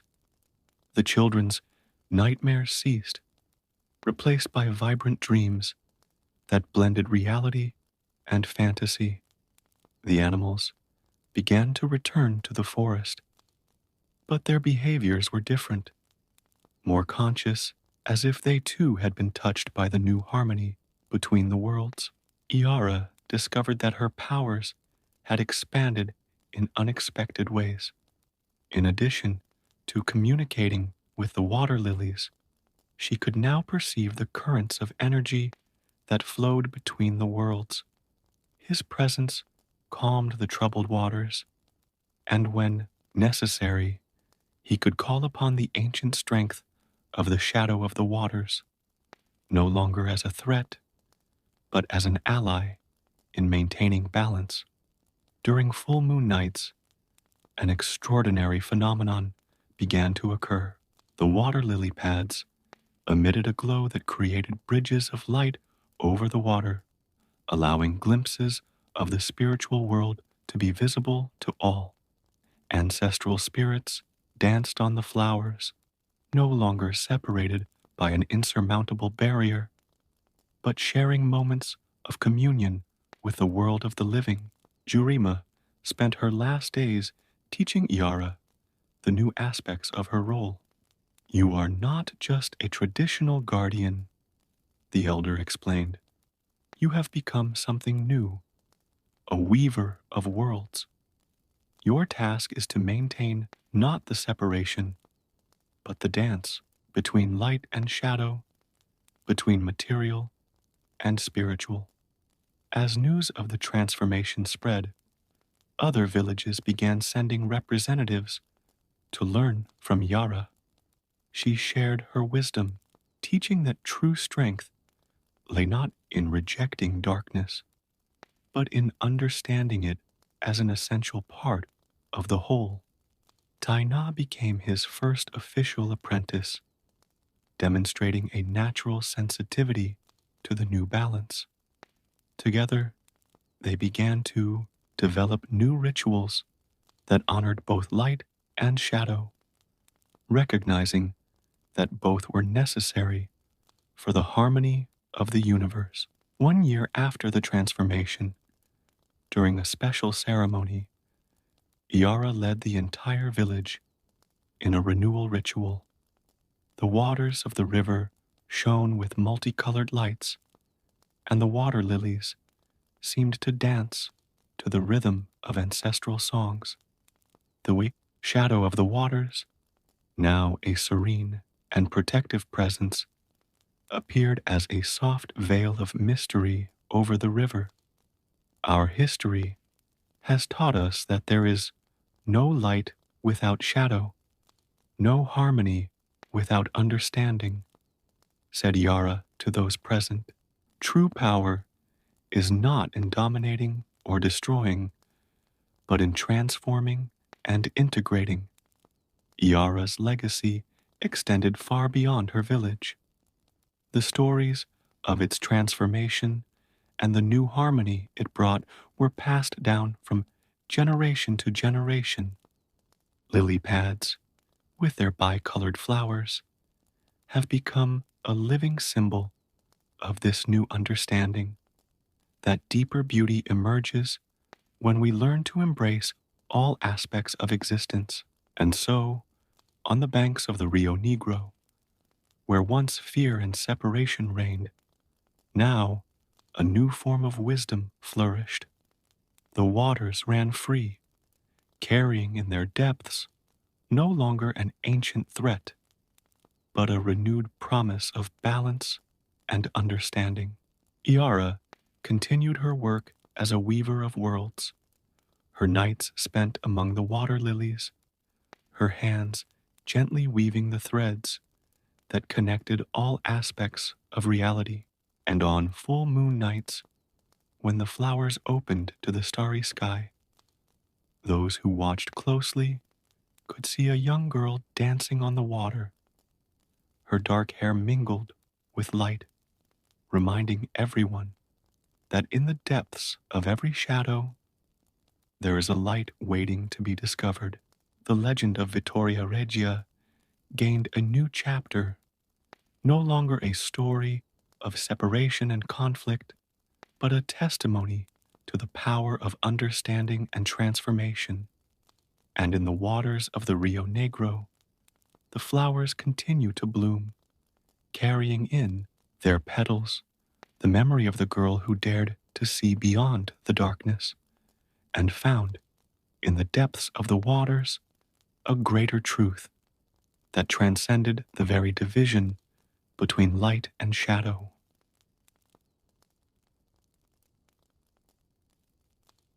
The crystal clear waters of Mystic Lake reflected the starry sky as Luna, the young princess of Clearwater, sat at the water's edge, her bare feet playing with the small waves that washed ashore. Her long silver blue hair, a distinctive mark of royal lineage, danced softly in the night breeze. Since she was little, Luna has always felt a special connection with the lake, but it wasn't until her 16th birthday that she discovered the true scope of her gifts.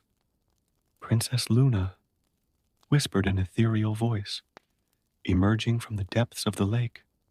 It was Naiad, a former guardian of the waters, who had become his mentor and confidant in recent months.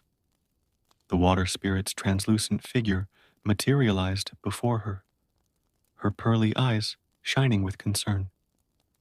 The currents whisper unrest. Something is shifting in the depths. Luna straightened up, her pale blue dress brushing the damp grass. What do you mean, Naiad? Are the spirits agitated again? It is more than unrest, my young friend. The Aquarians are moving. After centuries of isolation, they are beginning to question the ancient agreement that keeps our worlds apart. The Aquarians, an underwater civilization that inhabited the depths of the mystic lake, were known only through ancient legends in the kingdom of Clearwater. For most surface dwellers, they were nothing more than stories to put children to sleep. But Luna knew the truth. They were as real as the air she breathed. At Clearwater Palace, the routine continued its normal course. King Marcus, Luna's father, was leading another royal council meeting, discussing the latest news about the strange occurrences at the lake. Fishermen reported mysteriously cut nets, damaged boats, and, most worryingly, water levels fluctuating inexplicably. Your Majesty, began Counselor Thaddeus, a middle-aged man with shrewd eyes and a perpetually worried expression. We can no longer ignore these signs. Something is happening at the lake, and we need to take action.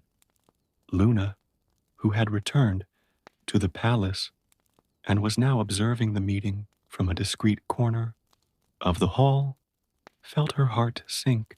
She knew more than she could reveal, but how could she explain without exposing her secret gift? Father, she finally spoke up, drawing all eyes. Perhaps we should consider a more diplomatic approach to this situation. King Marcus looked at his only daughter with a mixture of pride and concern. What do you mean, my dear? The ancient stories tell of a people who live in the depths. What if, instead of preparing for conflict, we tried to establish communication? A murmur of disbelief ran through the room. Counselor Thaddeus laughed openly. Forgive me, Princess, but these are just fairy tales. We have real problems to solve.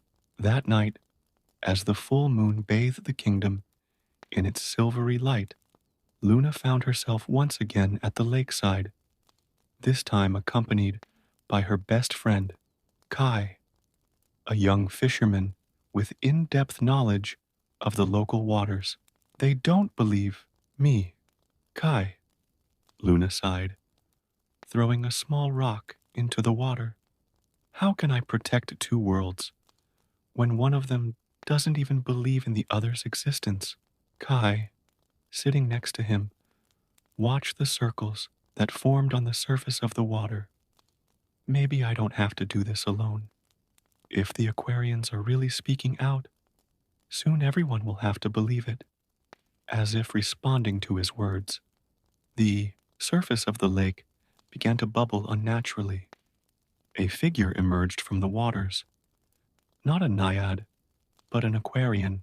His skin had a bluish glow, with small silver scales at his temples, and his eyes were as wide and deep as the lake itself. Princess Luna, the creature spoke, its melodious voice echoing through the night air. I am Marinus, ambassador of the sunken kingdom. We have come to seek your help. Kai gaped, but Luna maintained her composure, years of royal training evident in her posture. How can I help you? Our kingdom is dying, Marinus explained, his eyes reflecting an ancient sadness.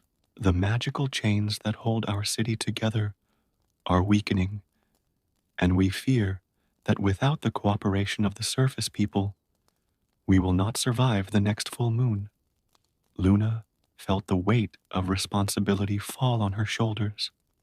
On one side, his kingdom, which barely believed in the existence of Aquarians.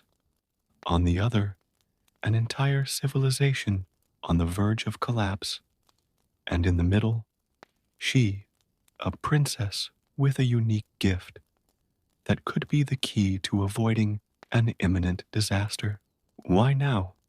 Kai asked, finding the courage to speak up. Why after so long in silence? Marinus turned his piercing gaze to the young fisherman. Because the ancient magics are failing. The balance that kept our worlds apart is unraveling. If we don't act soon, both kingdoms will suffer the consequences. Luna looked at the starry sky, then at the deep waters of the lake, and finally at her friend Kai. In his heart, he knew this was just the beginning of a journey that would change not only his life, but the destiny of two worlds.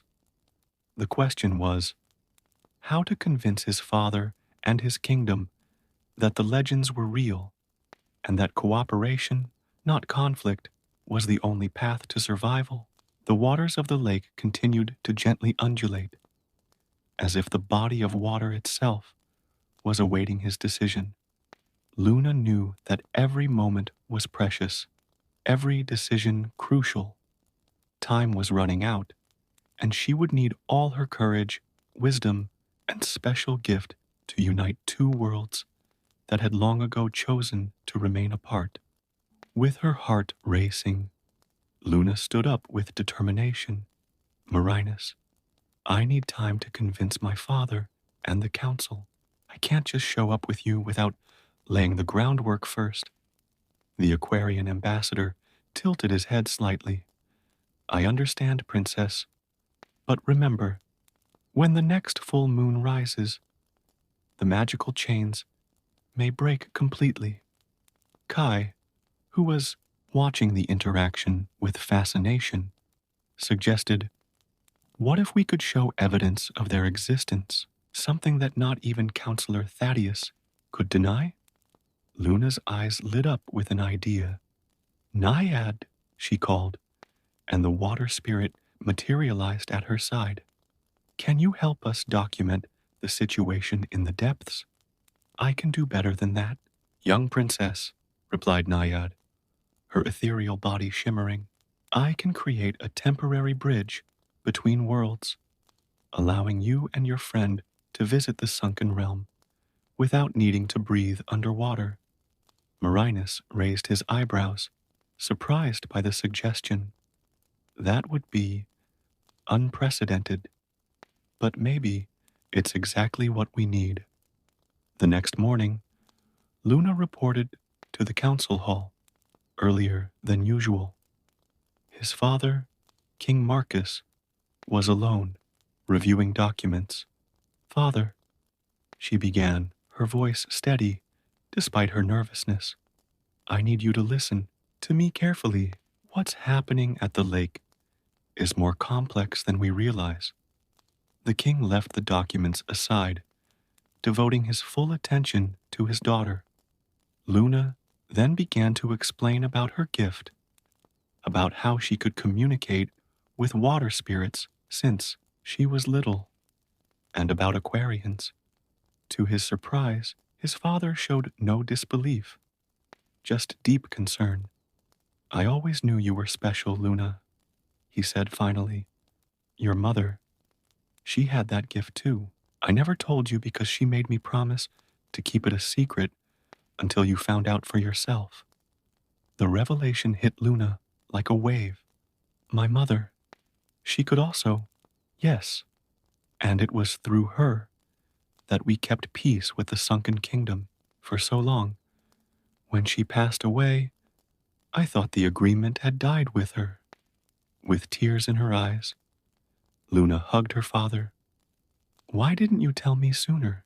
Because sometimes protecting means letting someone discover their own path, he replied, stroking his daughter's hair. But now, we must act. The council will not be easily convinced. That afternoon, Luna and Kai met again with Naiad and Marinos. With the king's secret blessing, they prepared to visit the sunken kingdom. Naiad enveloped the two young people in a bluish glow, creating a bubble of magical air around them. This will keep them safe and breathing normally, the water spirit explained. But remember, the magic only lasts until the next sunrise. Diving into the crystal, clear waters of the lake, Luna and Kai discovered a world beyond their imagination. The sunken kingdom was a city of crystal and coral, with buildings that appeared to have been carved from the water currents themselves. Aquarians of all ages swam through floating streets, their bodies shining with blue and silver scales. However, the beauty of the kingdom was tarnished by obvious signs of deterioration. Some structures had cracks, and the magical currents that kept everything in balance pulsed irregularly, like a weakened heart. How did this happen? Asked Luna, watching a group of Aquarians trying to repair a crystal pillar. The magical currents are fueled by the harmony between our worlds, Marinus explained. When his people began to exploit the lake more intensively, dumping waste and disturbing the water spirits, the balance began to unravel. Kai pulled out a small recording device he had brought with him, beginning to document everything he saw. That should be enough to convince even the most skeptical of the board. As they explored more of the city, they encountered the Queen of the Aquarians, Coralia, an imposing figure with hair that seemed to be made of living sea currents. Princess Luna, she greeted, your presence here renews our hopes. Your mother was a great ally to our people. My mother, Luna hesitated, still processing the day's revelations. She helped keep the peace between our kingdoms. And now, you must do the same, added Coralia. But the challenge you face is even greater. The magical currents are weaker than they have ever been.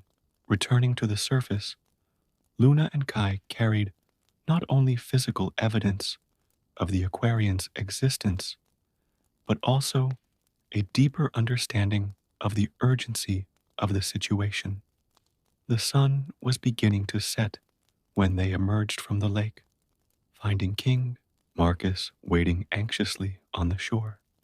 Summon the council for a special meeting tomorrow at dawn, Luna said determinedly. It's time for everyone to know the truth. His father nodded, but his eyes revealed concern. Not everyone will easily accept this change, my daughter. Some may see it as a threat to our way of life. Then we'll have to show them that the only real threat is inaction, Luna replied, exchanging a meaningful look with Kai. Our worlds are more connected than we realize, and the time has come to recognize that. That night, as the stars appeared in the sky, Luna remained in her quarters, preparing herself for what would be possibly the greatest challenge of her life. In his hands, he held a medallion that had belonged to his mother, now discovering small Aquarian symbols engraved on its surface. Each piece of the puzzle began to fall into place, revealing a legacy greater than she had ever imagined. Dawn arrived with a palpable tension in the air. Luna adjusted her formal dress and fastened her mother's locket around her neck, feeling its weight as a reminder of her responsibility. In the great council hall, the chairs began to fill with nobles and advisors, all curious about the reason for this extraordinary summons. Kai waited near the entrance, holding the records they had collected the day before. His eyes met Luna's, conveying silent confidence. King Marcus took his central place, and Luna positioned herself at his side, ready to face what was to come. Members of the council, the king began, his voice reverberating through the hall. My daughter has important revelations regarding the events at the Mystic Lake. Counselor Thaddeus wasted no time in demonstrating his skepticism. Your Majesty, with all due respect, we have already discussed these matters thoroughly. Luna took a step forward, her presence exuding an authority that surprised everyone. What I have to show you today goes beyond previous discussions. She motioned to Kai, who began projecting the captured images of the sunken realm. Murmurs of astonishment filled the hall.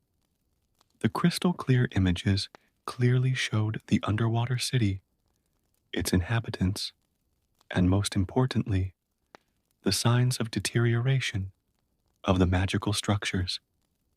As you can see, Luna continued, the Aquarians are not legends. They are our neighbors, and they are facing a crisis that will affect both kingdoms if we do not act quickly. Lady Helena, one of the senior counselors, leaned forward. That's extraordinary. But how can we be sure they don't pose a threat? Because we have kept peace with them before, King Marcus intervened, surprising everyone. Through the late queen, who possessed the same gift as Luna. The revelations continued as Luna explained in detail the situation of the magical currents and how the actions of the surface affected the underwater balance. Some counselors were receptive, others maintained expressions of distrust. Naiad chose this moment to materialize in the center of the room, causing commotion. I can attest to the truth in Princess Luna's words, declared the water spirit. Time is running out, and with it, the chance to preserve both kingdoms. Counselor Thaddeus stood up abruptly. This is nonsense. Magic? Underwater creatures? Are we going to base important decisions on fairy tales? These are not fairy tales. A new voice echoed through the hall. Marinus emerged from a nearby decorative fountain, his majestic presence silencing the protests. We are as real as you, and our fates are intertwined. The initial chaos of Marinus's appearance was gradually replaced by a wary fascination. The Aquarian ambassador eloquently explained the shared history of their people and how mutual cooperation had always brought prosperity to both sides. Luna watched the expressions change from fear to curiosity, from disbelief to acceptance. Even Thaddeus seemed less combative, although he still maintained a suspicious look. I propose a renewed alliance, declared Luna. We can establish guidelines for lake use that benefit both peoples. Our fishermen can learn safe routes from the Aquarians, and in return, we can help strengthen the magical currents through more conscious practices. The debate that followed was intense but constructive. Practical questions were raised. How to establish regular communication? What areas would be reserved for each kingdom? How to train surface dwellers to respect the new boundaries? Kai, who had remained silent, finally spoke up. As a fisherman, I can guarantee that many of us have already suspected something special in the lake's waters. Adapting our practices will be a small price to pay for harmony. As the meeting progressed, Luna felt the locket around her neck warm gently. As she touched it, a sudden memory of her mother emerged, a kind smile, words of wisdom about bringing disparate people together for the greater good. The next full moon is only 3 days away, Marinus reminded. We need to act quickly to strengthen the magical chains before it's too late. King Marcus stood up, his decision clear on his face. The council will vote now. who supports the proposed alliance with the sunken kingdom. One by one, the counselors began to raise their hands. Even Thaddeus, after a moment's hesitation, joined the majority. Luna felt her heart lighten, but she knew this was just the first step. "We will need volunteers to form a cooperation committee," she announced.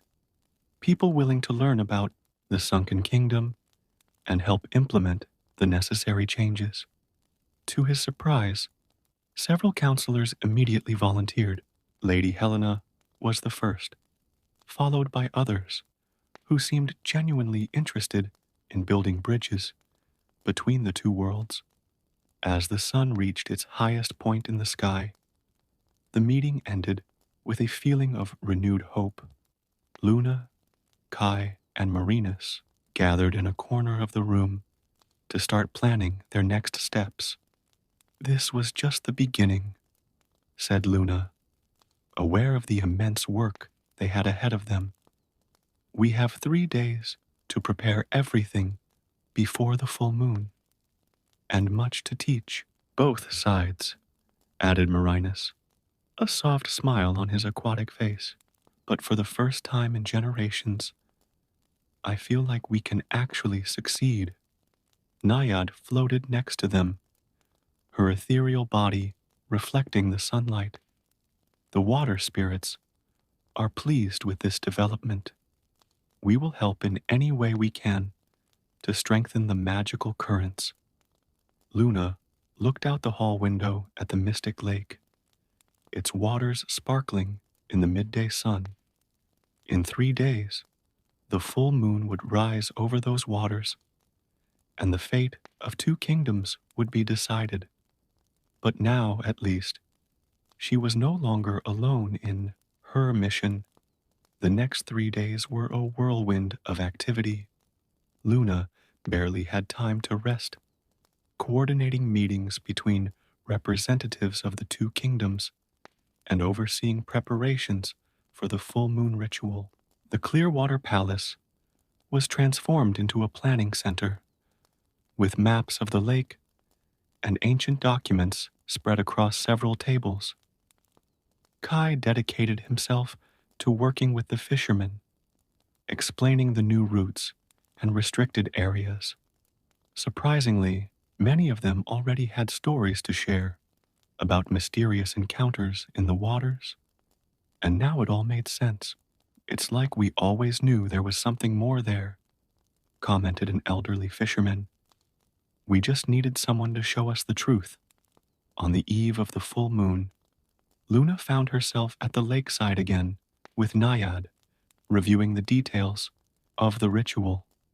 "The magical currents need to be strengthened at specific points," explained the water spirit, creating a luminous map on the surface of the water. "We will need representatives from both kingdoms at each location." "And how exactly do we strengthen the chains?"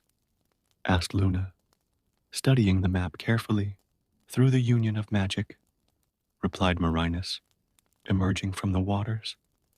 "The gift of water communicators, like you and your mother, serves as a bridge between the magics of the surface and the depths."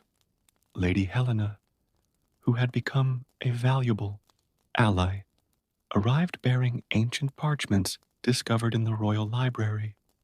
"I found records of similar rituals performed in the past," she announced, her eyes shining with excitement. "Your mother left detailed notes, Princess." Luna took the parchment with shaking hands, recognizing her mother's elegant handwriting. The instructions were clear. The ritual would need to be performed simultaneously at 5 points around the lake, each representing an essential element for the balance between the worlds. Counselor Thaddeus, who was slowly becoming more receptive to the idea of the alliance, offered a surprising suggestion: the old lighthouses around the lake. "I always wondered why they were built on a freshwater lake. Now it makes sense." "Exactly," exclaimed Lady Helena. Lighthouses mark points of power. They were built by the first collaborators among our peoples. As the final preparations were made, Luna felt the weight of responsibility growing. It wasn't just a matter of avoiding a conflict. It was about restoring an ancient and precious harmony between two worlds that should never have separated. On the morning of the day of the ritual, the sky dawned with crystal clarity that seemed to foreshadow important events. Mixed teams of humans and Aquarians positioned themselves at the 5 lighthouses, each group led by a council member or an Aquarian ambassador. Luna, accompanied by Kai and Marinus, went to the central lighthouse, the tallest and oldest of them. His mother's locket pulsed gently against his chest, as if responding to the rising energy in the air. The water spirits are restless, observed Nayad, materializing beside them. They feel the change coming. Throughout the day, more and more people from the city gathered on the banks of the lake, attracted by the expectant atmosphere. Many brought offerings, flowers, crystals, small meaningful objects, following ancient traditions that had been forgotten but were now resurfacing in the collective memory. King Marcus visited each post, offering words of encouragement and ensuring that everyone was prepared for their roles. When he arrived at the central lighthouse, he hugged Luna for a long time. "Your mother would be proud," he whispered. "You have not only inherited his gift, but also his wisdom." The hours dragged on until dusk. Luna watched the sun set with a mixture of anxiety and determination. The waters of the lake began to sparkle differently, as if thousands of submerged stars were awakening. "It's time," Marinus announced, his voice carrying a solemn tone. "The full moon is rising." Luna climbed to the top of the central lighthouse, where an ancient stone basin waited. Following the instructions on her mother's scrolls, she removed the locket and placed it in the water, filling the basin. "Now, princess," instructed Nayad, "you must call upon both the water spirits and the magical currents. Your gift is the key that connects all the elements." Luna closed her eyes, feeling the energy flow through her.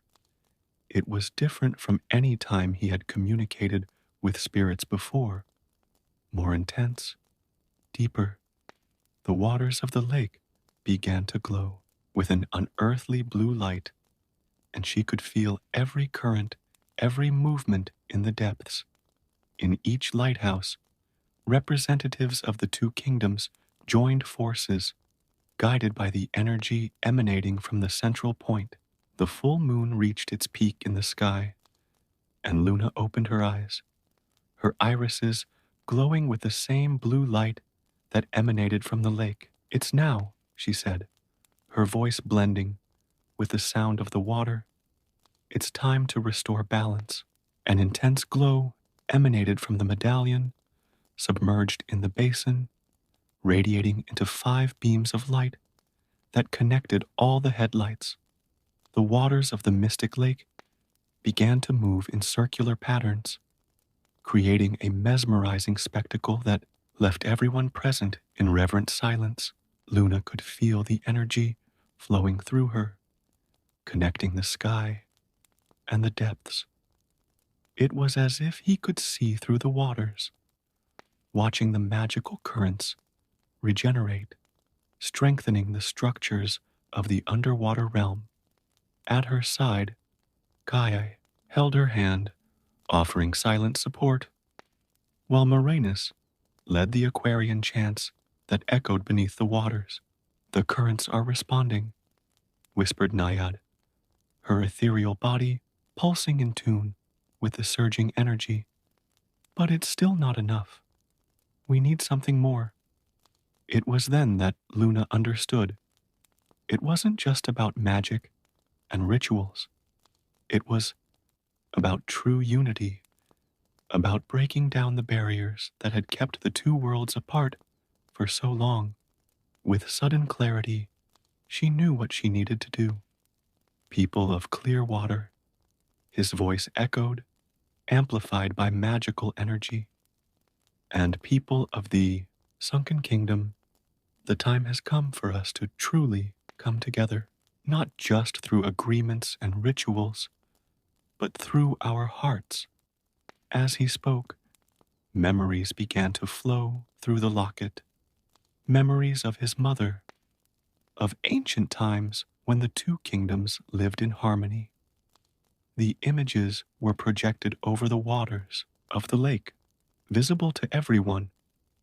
For generations, we kept our distance from each other out of fear and distrust, she continued. But look around you. We are all guardians of these waters, all dependent on the balance we can only maintain.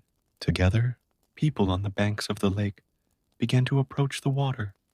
At the same time, more Aquarians emerged to the surface, their graceful forms illuminated by the glow of the full moon. King Marcus, observing the scene, removed his crown and walked to the edge of the lake. As King of Clear Water, he declared, I promise that we will never again allow fear to separate us. This lake is not just ours, it is home to us all. Queen Corelia emerged from the waters, her majestic presence complementing that of the king. And as Queen of the Aquarians, I promise that we will share our wisdom and magic to protect these waters and all who depend on them.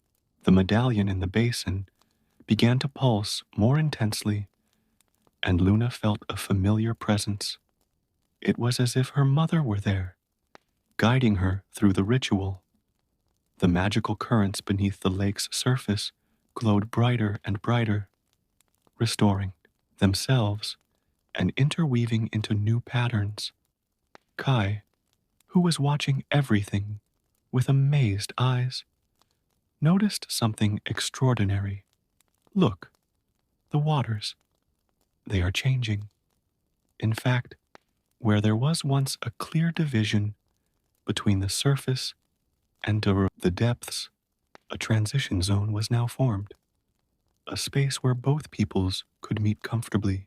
It was as if the lake itself was adapting to accommodate the new alliance.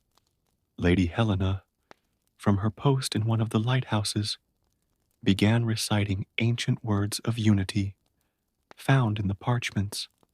Others joined in the singing, their voices blending with the Aquarian chants in a unique harmony. Counselor Thaddeus, who had doubted so much, now stood at the water's edge, his hands outstretched in a gesture of acceptance. In all my years on the council, he admitted, I never imagined I would live to see something like this. The hours of night advanced, and the energy of the ritual reached its peak when the moon reached its zenith.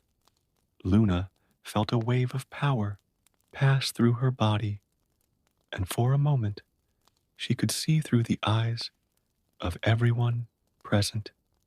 The hope of the humans, the gratitude of the Aquarians, the satisfaction of the water spirits. With a final flash of light, the ritual was completed. The waters of the lake calmed down, but something had fundamentally changed. The air seemed lighter, the waters more alive, and the invisible barrier that separated the two worlds had transformed into a bridge. It is done, Naiad announced, her form more solid than ever. The magical chains have been restored and strengthened. But more than that, a new type of magic has been created today, the magic of unity. Marinus swam to the surface, his eyes shining with excitement. Princess Luna, you didn't just save our kingdoms. You transformed them into something better. Luna came down from the lighthouse, exhausted but fulfilled. Her father met her halfway, wrapping her in a tight hug. Your mother always said you would do great things, he said, his voice breaking. She was right. In the days that followed, changes began to manifest themselves. Meeting points were established around the lake, where humans and aquarians could interact freely. Fishermen learned routes that respected underwater territories, and in return, aquarians shared their knowledge of currents and aquatic life. His mother's locket, now permanently shining, became a symbol of the new covenant.